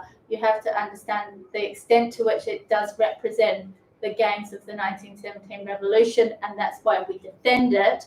But a bit like blocking with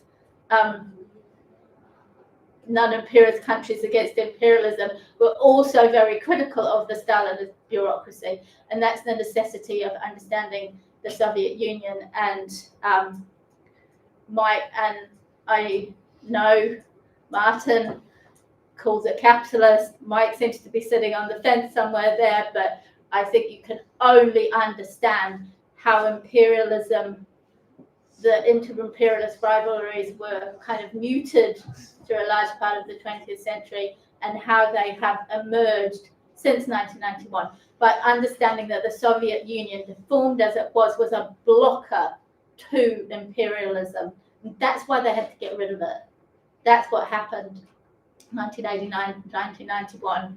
Those attacks were on behalf of, that was the imperialists being imperialists and fighting a huge block to their expansion in the world.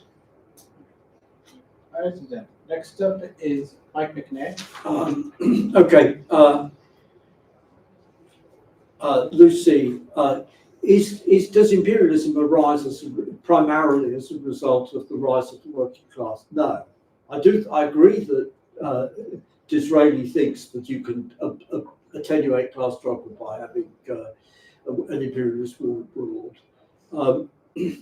But the argument that the rise of the working class has sufficient impact on the rate of profit to force the imperialists to go abroad, it's the old Glyn Sutcliffe Harrison argument of what's called the wage push, the wages squeeze, the profit squeeze theory, according to which the wages squeeze results in wages. Not just an economic question, a political question. Yeah, but having said it, the point is, if it were the case that you only get imperialism in countries which have strong working class movements, happens, then we would expect Germany to be the most imperialist country, and the United Kingdom, which has before 1914 an extraordinarily weak workers' movement, to be the least imperialist country. On the contrary, the United Kingdom before 1914 stands in relation to the rest of the world that the United States stands in relation to the rest of the world now. And it's before 1861, it stands in relation to the United States as the United States now stands in relation to Europe, that the European Constitution blocks European unification. The British backed the Confederacy in order to block American unification and American industrialization. So step two, Stalin and Bonapartism. My own characterization for what it's worth of the Soviet Union would be, if I had to put it into a phrase, would be, quote, labor aristocratic Bonapartism, transitional between feudalism and capitalism. The point being that by emancipating the peasantry, the working class creates a situation which freezes the transition from feudalism to capitalism, which prevents, which blocks.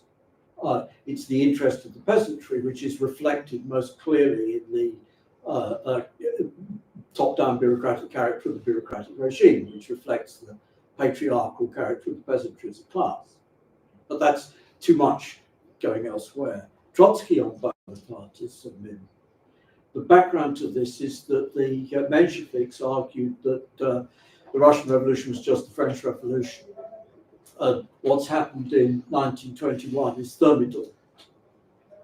And the next stage after Thermidor will be Bonapartism, which is the military coup of Trotsky, the widely expected military coup of Trotsky against the post-Lenin regime.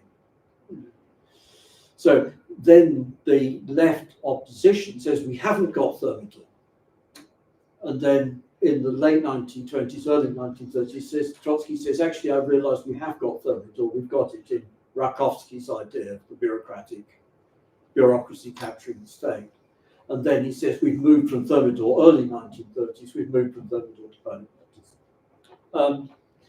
Crisis, I'm deeply, deeply opposed to using crisis to mean long-term chronic problems.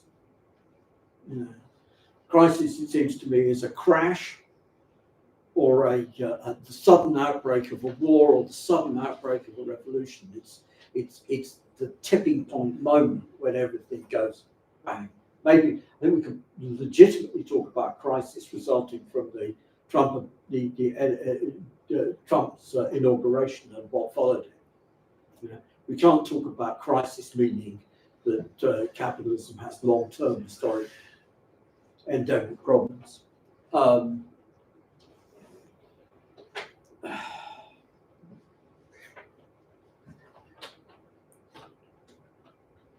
The question of it's not true, Barbara, that all the parties of the Second International voted war credits.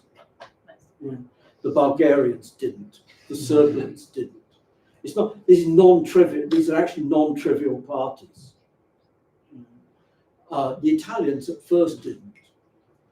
Well, they never did. They did. No. Yeah. It was just Mussolini's split, which was National Socialist and voted war credits. Yeah. They didn't. The majority didn't. Yeah. So this is the trouble with this idea that the whole of the Second International collapsed. It's deeply misleading because the majority of the Comintern comes out of the splits in the Second International, of the anti-war wing of the Second International, who've been suppressed by the alliance of the bureaucracy of the state. And that is a fundamental. That is a really fundamental question. It's because it's a question for now.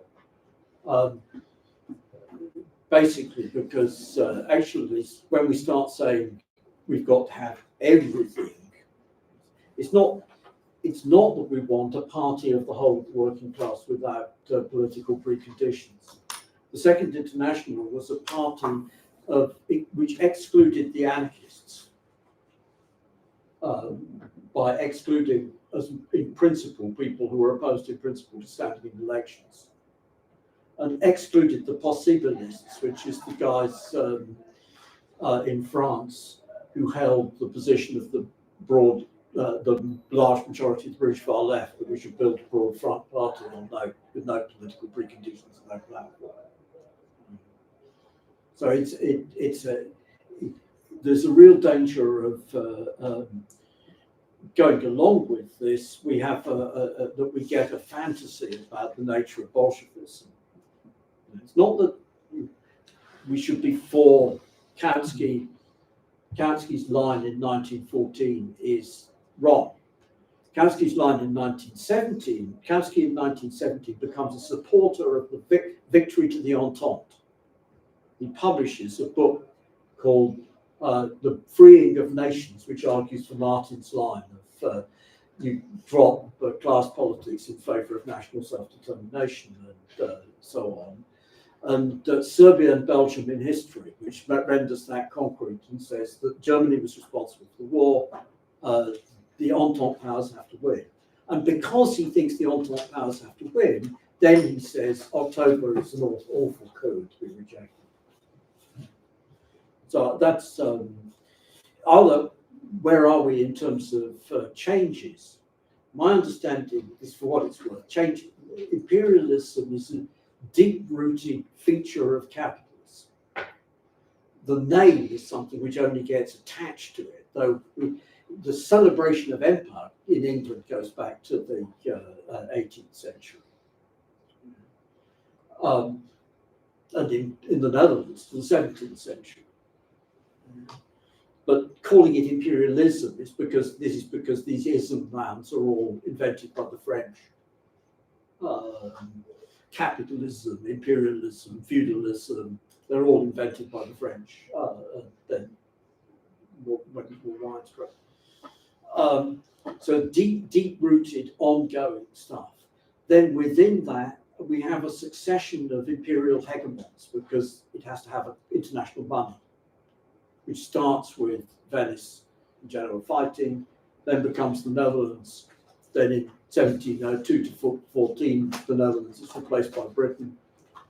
And then from the 1850s, Britain is perceptibly in decline and trying to deal with decline in the same way. So we're at the stage of the decline of the United States analogous to Britain in the 1850s. But in order to overcome the problems at the end of the day, the Empire of the United States, in order to get a new 1948 to 1975 boom, long boom, the United States has to meet the fate of the United States Empire has to meet the fate of the British Empire. Whether we can live with that, a new 1914 to 1945 forward nukes is a big problem. That's it. All right, and then finally, Martin Thomas. Okay. So maybe if we start off with the USSR. Right. Why do I think it was an exploitative class system and imperialist? Because it carried out conquest and looting on a very large scale. Because the surplus extracted from the workers there was appropriated by a minority ruling class, and in addition, those workers were denied democratic and trade union rights, the main argument that was made against this is nevertheless the USSR has developed, and Stalin states, developing the productive forces better than capitalism can, and that people could argue that in 1957, but it doesn't look very plausible now, particularly not if you compare North Korea and South Korea. So I think I would call it a deformed state capitalism, but some of my comrades would disagree. In any case, it's a class formation in the same historical epoch as capitalism, but actually in terms of space for the working class and democracy and restraint from overseas conquest inferior to the more advanced capitalist countries. I have to say I don't understand Mike's argument about it being shaped by the peasantry, because, you know, Stalin proceeds by forcibly driving the peasants into collective farms. There's an argument that the bureaucracy is shaped like the hammer is shaped by the anvil, by that, which is Moshe Lewins's argument. And I could see that, but it's shaped not by emancipating the peasantry, but by subjugating the peasantry. And the final point is, right, what,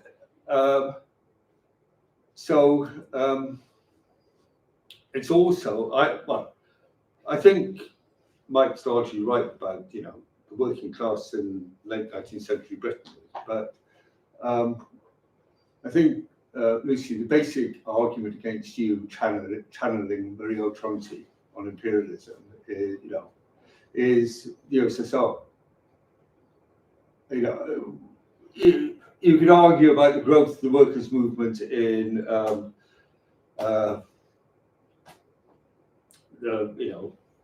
Germany or Britain, but the USSR's development into a conquering, looting power goes together with the crushing, the absolute crushing of the working class. You know, labour camps, the whole lot. You know, so that's the. The other thing, I mean, if we could characterize also the USSR as Bonaparte, what if we could characterize both, mid 20th century, like United States, and the USSR as both Bonapartist, like. Well, how does that help your argument? Well, and where ends up as not of Bonapartist, the capitalist state, as different forms of a capitalist state. Yeah. But your argument was that right. You started off by asking about the different, constitution changes in imperialism. I'm not going to answer it in this because I've got 7 different epochs of imperialism in my notes here now. It just takes too long. I've got at least 7. And the changes are not. It should be said, the changes are not just in the big powers. And one of the big changes after 1990 is not just the collapse of the USSR, but that the development into, let's say, competent capitalist states of a lot of countries in the ex-colonial world, which has happened, which, it happens at the same time, and it's not the same thing. But what I don't, look, but, okay, I don't see how you can call them, I've probably not got your point, but I don't. Maybe my perspective's got mischaracterized, I think, but for example, when Trotsky's arguing about how to, is this impermanent revolution? They're both okay. Revolution betrayed, probably. Okay, but when Trotsky's arguing about how both, there's a sense in which both fascist Germany, Stalinist USSR, and Roosevelt, the US, they could all be examples of Bonapartism. All examples of capitalist state forms, some more. Well, yeah, but look, right. So Trotsky in the end of the 30s, he has a very cataclysmic picture. So he says the only possible forms of fascism or the New Deal in the transitional program. He says that. And then if you read further, he says, well, the New Deal, this isn't going to last very long. as the World War approaches, he says again and again, the differences between bourgeois democracy and fascism will disappear in the war, which is what all our comrades expected back then. Some of them actually consciously corrected, some of them didn't. So he has a very apocalyptic view, and which is linked to a view that the economic turmoil of capitalism is irresolvable. And the short answer to that is, well, we know in hindsight he was wrong. Actually, there was enough evidence at the time to show that it was, what would I say, one-sided, unilateral, oversimplified. The world was, yeah. No, he does think, he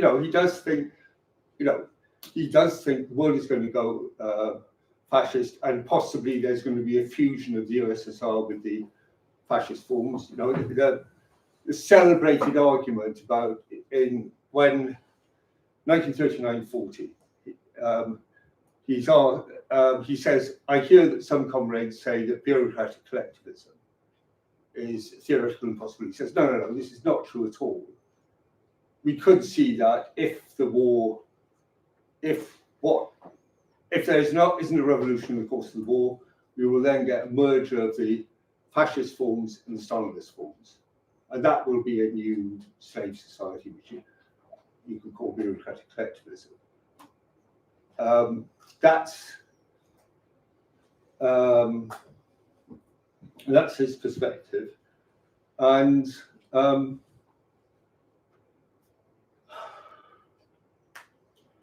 I mean, firstly, it shows that, firstly, if he says the US, this is not the USSR having changed, the bureaucracy having been overthrown, this is the USSR as it is, will become so that, you can't tell the difference between it and fascism, and these are all variants of this new slave society. It shows you, firstly, that he's, what he's saying about the USSR being a degenerated work state, at the very best, he's saying, don't stop calling that just yet. Leave it a few months or a couple of years. But that you think the idea that you could go on calling it that for decades longer and say, well, it's still progressive, it's still embodying the conquest of 1917 is wrong. But anyway. Sorry, I think there were many elements to my question. It's right. No, basically on it being driven by the working class in the real authorities, I think it's not the case. Certainly, I don't think any of the Lenin, Luxembourg, any of these Hilferding, any of these people argue it. I think based on that, they're right. This is an evolution of capital. All right, then we will have one or two more questions. And the person on the front row in the green sweatshirt. Thank you. I'm Gabor. I'm also from Platypus. I wanted to ask about, you mentioned both kind of colonialism before the bourgeois revolution, and then in the very beginning we talked, Mike, I think, mentioned the bourgeois revolution as a concept. So I kind of want to go back there and sort of end to the concept of the nation, because I feel like a lot hinges on what we mean by one nation oppressing another. And I feel like Marx's concept of the nation goes back to the French Revolution, and someone like Abbé Sieyès expressing the nation's will as the emancipation of the third estate and the nation coming together in some form and legislating over itself and so on. So how does the concept of the bourgeois concept of the nation and the bourgeois revolution's concept of the nation change in the era of imperialism, or how is it continuous? Because there is both. And also, how does, going back to the beginning of Mike's provocation, how does the American Revolution relate to our understanding of nation and imperialism? And if let's say the American Revolution was a genuine bourgeois revolution, when did it turn into its opposite? Or is imperialism indeed just like a further expression of the bourgeois revolution?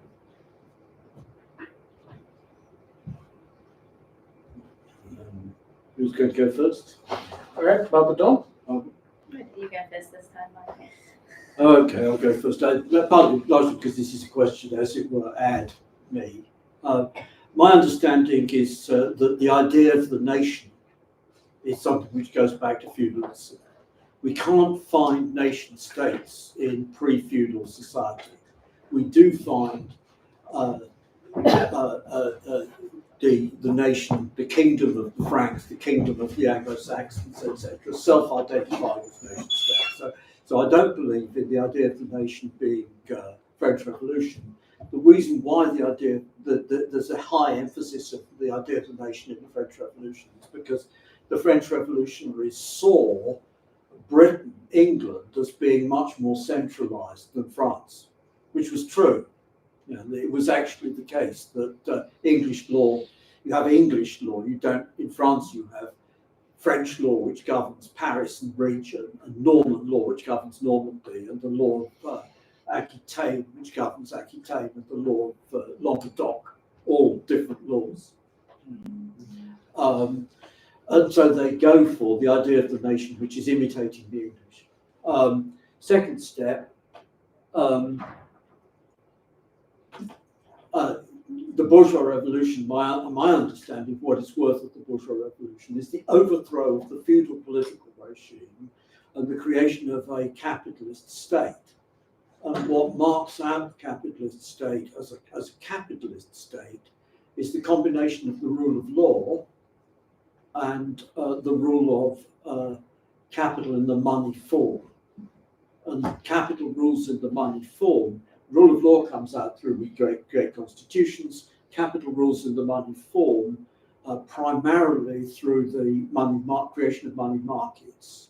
That is, we have state-funded debt, which again is an invention of the late medieval Italian city-states, adopted in the Netherlands, adopted in England, and when it takes off in England with the City of London exploding in the 1690s, and we get not just the Bank of England, but also the stock markets, insurance companies, financial institutions, and so on. Is the American Revolution a bourgeois revolution? My understanding, this is just me, nobody else should be held responsible for this stuff. My understanding is the American Revolution is a political revolution. The American colonies are colonial possessions of Britain, but they're capitalist colonial possessions of Britain. The economy of the American colonies is capitalist economy, but it's a capitalist economy using slave labor in the South to produce cotton and other goods for the British market, and using free labor in the North to produce timber for the British Navy primarily and other products, but also other products for the American South. What happens in 1776 is that capitalist America is partially set free is politically set free. So I agree with Martin that political freedom makes a difference. Capitalist America is politically set free from capitalist Britain, but is economically subordinate to it because the Constitution created in 1789 gives the veto to the slave power. The veto of the slave power gives control to Britain, which Britain uses to enforce the absence of protective tariffs in the United States.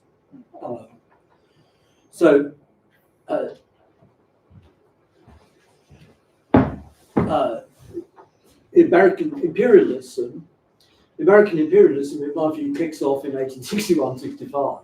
Okay, there's expansionism of the United States after the revolution eastwards, but in terms of the creation of holding territorial. What happens with the expansion is the spread of the American capitalist economy westwards, which is like the spread of the feudal economy.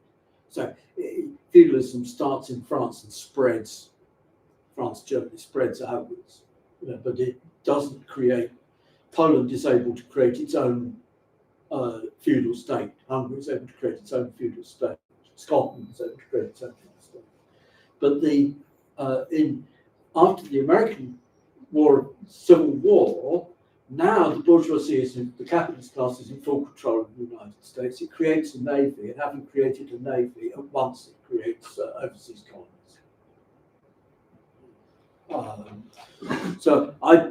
Does imperialism follow directly out of the bourgeois revolution? In my opinion, yes, it does.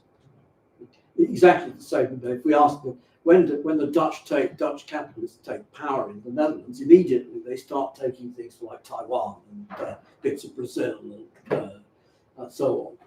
When the British capitalists take power, already actually Cromwell in the 1650s tries to seize Santo Domingo, but actually takes Cuba, but actually only succeeds in taking Jamaica.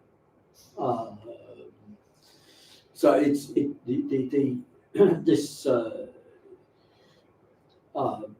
holding other territories outside your core territory in subordination, in my opinion, comes straight out of the seizure of political power by the capitalist class. Does that answer your? It's probably not what you want. Does it answer what you want? No, I wanted an answer and I got it. Thank you. Right, Theo. Anybody else want to follow up? Okay. I think there's three concepts in your question that you're kind of leading together. There's the nation, there's the state, and there's the nation state. And a nation is a group of people that see themselves as a nation and have a common culture and language and et cetera, which may or may not exist all in the same state. And the state is the power, the armed might, the common economy that may or may not be based on one nation or not. What happened during the bourgeois revolutions was a process of establishing the nation state, that these two things should be the same. And this was not universally applied at all. I mean, we have a strange situation here where we have a few nations in one state, but there was a general tendency towards that was seen as kind of the ideal of the bourgeois revolutions. But a lot of wars have carried on since because that was not particularly evenly applied. So the bourgeois revolutions kind of had two purposes, and in different places at different times they tend more one to the other. And one purpose was the overthrow of feudalism, and that was a progressive thing. The French Revolution was progressive. The Cromwell and the Civil War was progressive because it was overthrowing feudalism. It was moving to a more progressive organizing of society based on individual rights. But now the bourgeois revolution is not progressive. And the American bourgeois, I think, it was a bourgeois revolution, but it was more a bourgeois revolution in the sense of establishing a separate bourgeois nation state. And so yes, it was bourgeois before that, as Mike said, but and other countries that have fought for independence around that time was a bourgeois revolution in terms of establishing the nation state. But this is one of the reasons I'm emphasizing the Martin talked about the 7 epochs of imperialism. I want to talk about the last one of those. That's what I care about in this debate. And that's why I'm saying this is important, because in this epoch of imperialism that has been going on for something over 100 years, the bourgeois revolution is not progressive. The American revolution, Trump is not continuing the American revolution by trying to annex Canada. That is ridiculous. There is, and this this process, and it ties into the idea of anti-imperialism, and that this can be carried out by bourgeois forces in the non-imperialist countries. It can't. And this is Trotsky's theory of permanent revolution, which was shown in practice by the Russian Revolution. There were huge debates among the Bolsheviks and others leading up to the Russian Revolution. What are we having here? Are we having a bourgeois revolution? Are we overthrowing feudalism? And for a long time, that was the standard. That's what they thought was happening. But in fact, the Russian bourgeoisie was not a progressive force at that time. And it was the working class that actually carried out the overthrow of feudalism and went on, made the revolution permanent, and overthrew the bourgeoisie as well. And that's what we should be arguing for everywhere, not arguing that the bourgeois revolution is somehow a progressive force in the world. There is nowhere where that is the case. And finally, Mike Macnair, before we... Martin. Well, So Martin. Okay. we're mixing up your Right. order. Okay. Martin Thomas, before we end it with closing remarks. Okay. So Benedict Anderson argues that nations as imagined communities first flourishes in the former Spanish colonies in South America. So it's a creation of imperialism, and these are colonial populations, but it's also a revolt against the Spanish Empire. So that's quite a complicated relation to. So it's a creation of imperialism in the general sense, but it's also a revolt against imperialism in the general sense. And a great number of nations in the world today have been created by revolts against imperialism. Why is Algeria a nation? Why is Ghana a nation? Because of a revolt against imperialism. Right. Sure, once you have a capitalist nation state beyond a certain stage of development, it will, the capitalists will want to expand their operations. They will look to favourable relations elsewhere, and you have the root of imperialism there. So you have in Latin America you have lots of wars between the states, but actually none of them have subjugated. Brazil hasn't subjugated the rest of South America. Argentina, which is the other strong, hasn't subjugated the rest. So these impulses can be weaker or stronger.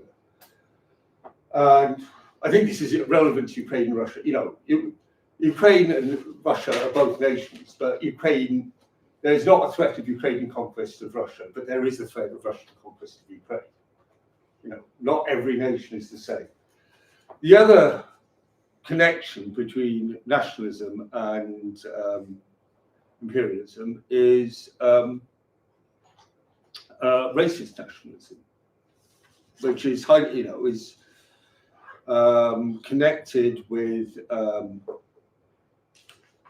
quite early stages of imperialism, the slave trade, and reaches its peak in the late 19th century, early 20th century, scientific racism and so on.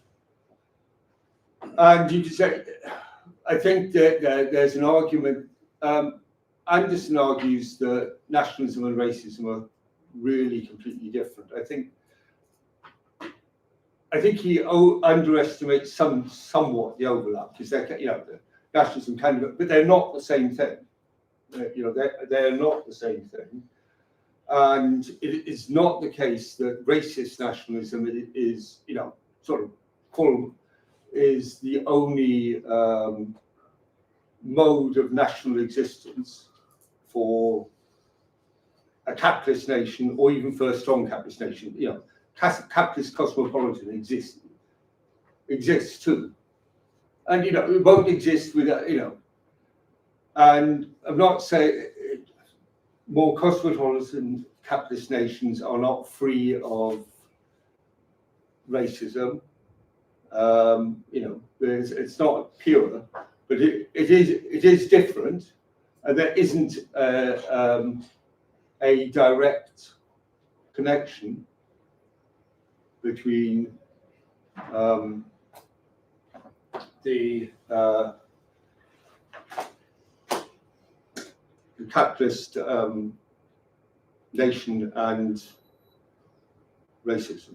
And I mean, even if you take the French, I mean, one of the ways the French nation is forged is in the Revolutionary Wars, which are wars against monarchies and very reactionary powers. It isn't just the process of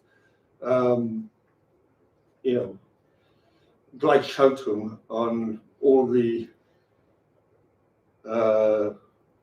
regions of France, on the Bretons and so on. It isn't just that. It's also a process of formation in revolt against reactionary power. So I think basically it's very complicated.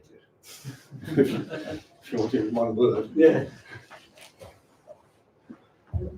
Rightio. So instead of closing remarks, we'll have one more question and then merge the two together. All right, okay. We are a little bit short on time, so the answers will have to be a little bit brief. Okay. But And the question. Yeah. And the question. So, Rory. Okay. And just in the most backward postcode kind of way you can, but we've talked a lot about imperialism, but I want to hear how the panelists would define anti-imperialism. Oh. I have in mind Eugene Debs running for president in the 1900s, criticizing the kind of William Jennings Bryan era Democrats who were wanting to break up the trusts, break up the monopolies, and contrasting the socialist parties wanting to take them over on a global scale, the working class should take them over. So that was his way of just defining himself as kind of petty bourgeois anti-imperialism. How would you define yourself or distinguish anti-imperialism, whatever that might mean for you, from that petty bourgeois anti-imperialism? Don't know how to answer.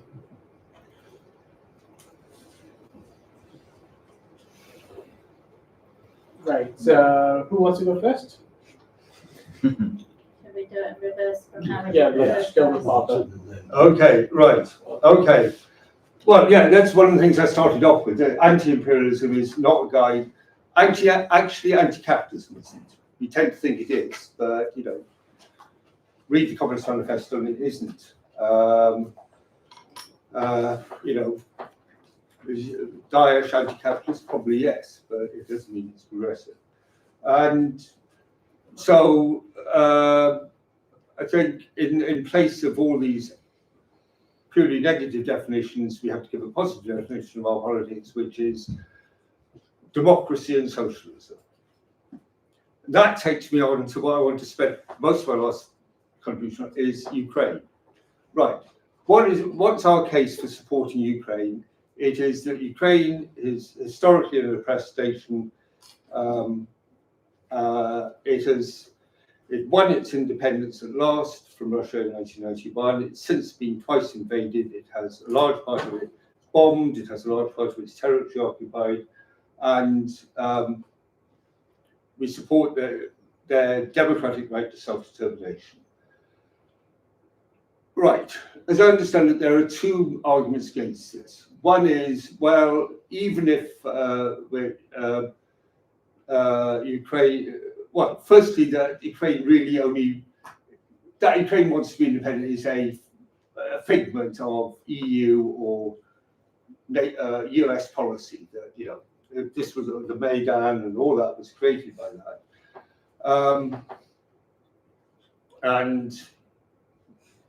Well, I think that's just not true. I think it's perfectly logical and reasonable for the Ukrainian people, like a lot of other peoples in East Europe, to think that being economically linked to the European Union without being, and that doesn't mean being invaded by a EU army, having an EU air force bomb your cities, or siege your cities and raze them to the ground, doesn't mean that EU forces will come in and take your children and take them to another country for forced Russification or Germanification. I think without idealizing the EU, there is a difference between the economic spread of capitalist relations, in which obviously the stronger will always tend to dominate and take advantage of the weaker, and conquest. Moreover, it's not even true that the economic spread of capitalist relations necessarily means that the weaker comes out worst. And look, the obvious, Japan and West Germany, they're occupied by the Americans after the First World War. They become economic competitors, the USA. They do have American troops there. They don't spend their time smashing up the factories or. Why? Because the reason why is American capital is strong, is strong enough to take a longer view on this, to say a larger world market is more advantageous to them than a smash and grab looting. But it's a fact. It is perfectly rational for the people of Ukraine to want to be in the EU, and it doesn't mean that they're dupes. And even if they were, even if you think they're wrong, they have the right to do that. As far as I understand, the other argument for not supporting Ukraine is that actually the US started this war. We've got about 30 seconds left. Yeah, well, in 30 seconds, no, Russia has invaded twice. No EU country, not the USA, has invaded Ukraine. And I would have thought the point is proved. If this is a war carried out just on Ukraine just as a proxy, why now is Trump trying to do a deal with Putin at the expense of Ukraine? Trump is now on the Putin side of the war, and how do you explain that if the Ukraine side of it is just them being his puppets? So it's got nothing to do with dropping. Class politics are also politics of consistent democracy and national self-determination. We're for Ukraine against Putin's state. We're for the workers of Ukraine against Zelensky. And then, Macnair? Okay, let's actually do Ukraine as well. Okay. My understanding of it is indeed that the United States was responsible for the Maidan operation, which started with the demonstration of a size that the British Socialist Workers' Party would have mobilised on the streets of London. And is then transformed as a result of unknown shooters shooting at that demonstration, and is undoubtedly orchestrated throughout by Victoria Nuland and others, because the damn documentation is out. Okay. The Russians then respond to that with an invasion, endeavouring to preserve. But this is the Russian. I'm not saying we support the Russians. The problem is it's essentially the same phenomenon. The World War I was started by a shooter out of the terrorist group run out of the Soviet Security Service, shooting Franz Ferdinand, who was the heir to the Austrian throne. Mm-hmm. The terrorist organisation, Soviet Security Service, was in fact run by British and French intelligence. If we think of the who started the war question, is delusive for us. The underlying problem of this situation, the United States is in decline. It is endeavouring to get an effective encirclement of China in the same way as Britain endeavoured in 1900 to 1940 to create an effective encirclement of Germany. Part of that endeavour to create an effective encirclement of China is to knock the Putin administration out. It's probable that the United States has in fact achieved that object. As I said in an earlier contribution, the Black Sea Fleet is effectively defeated. Sevastopol can't be used as a naval base. Sevastopol, and the only way in which the Russians could get back the Black Sea Fleet is if they take Odessa and the whole of the north coast of the Black Sea, which they aren't within remotely sight of doing. Trump's proposal, which is represented as it's all pro-Putin, is to put British, French, German and Polish boots on the ground along the front line to be the tripwire to start a war in Europe in the event of further action by the Russians. And to hand over the monetary cost of running that operations entirely to the European powers. That's increasing the power of the United States.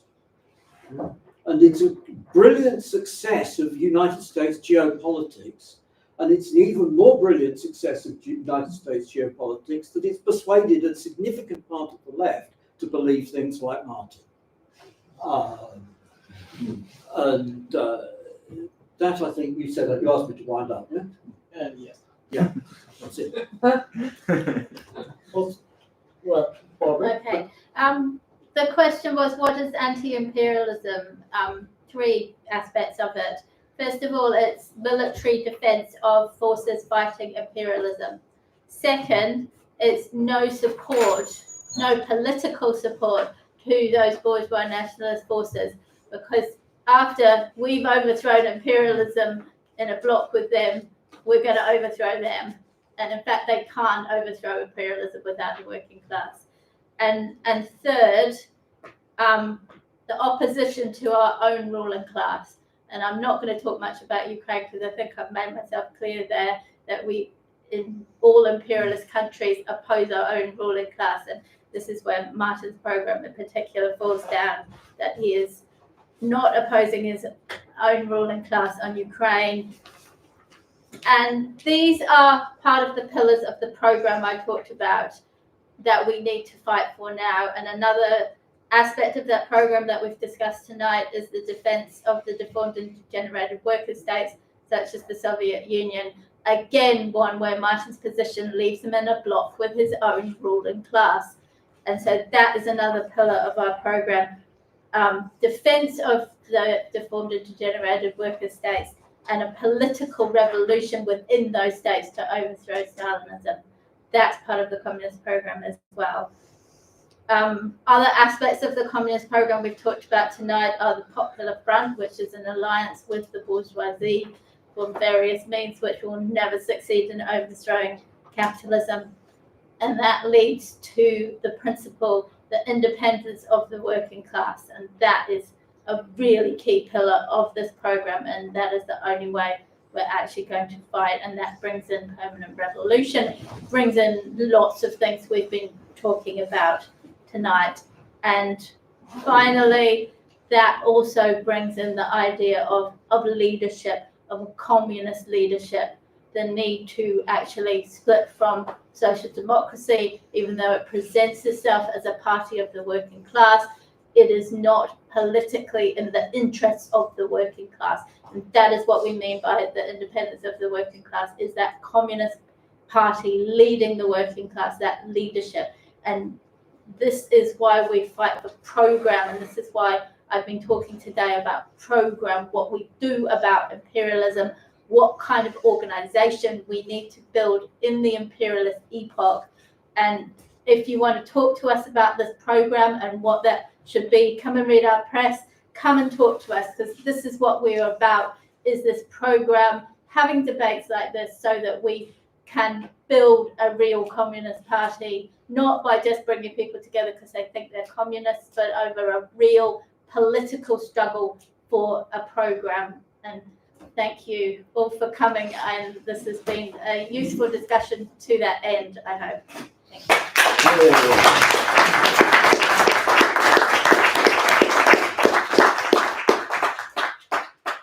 Right, then I'd like to thank our speakers for attending this panel and being able to speak to us today.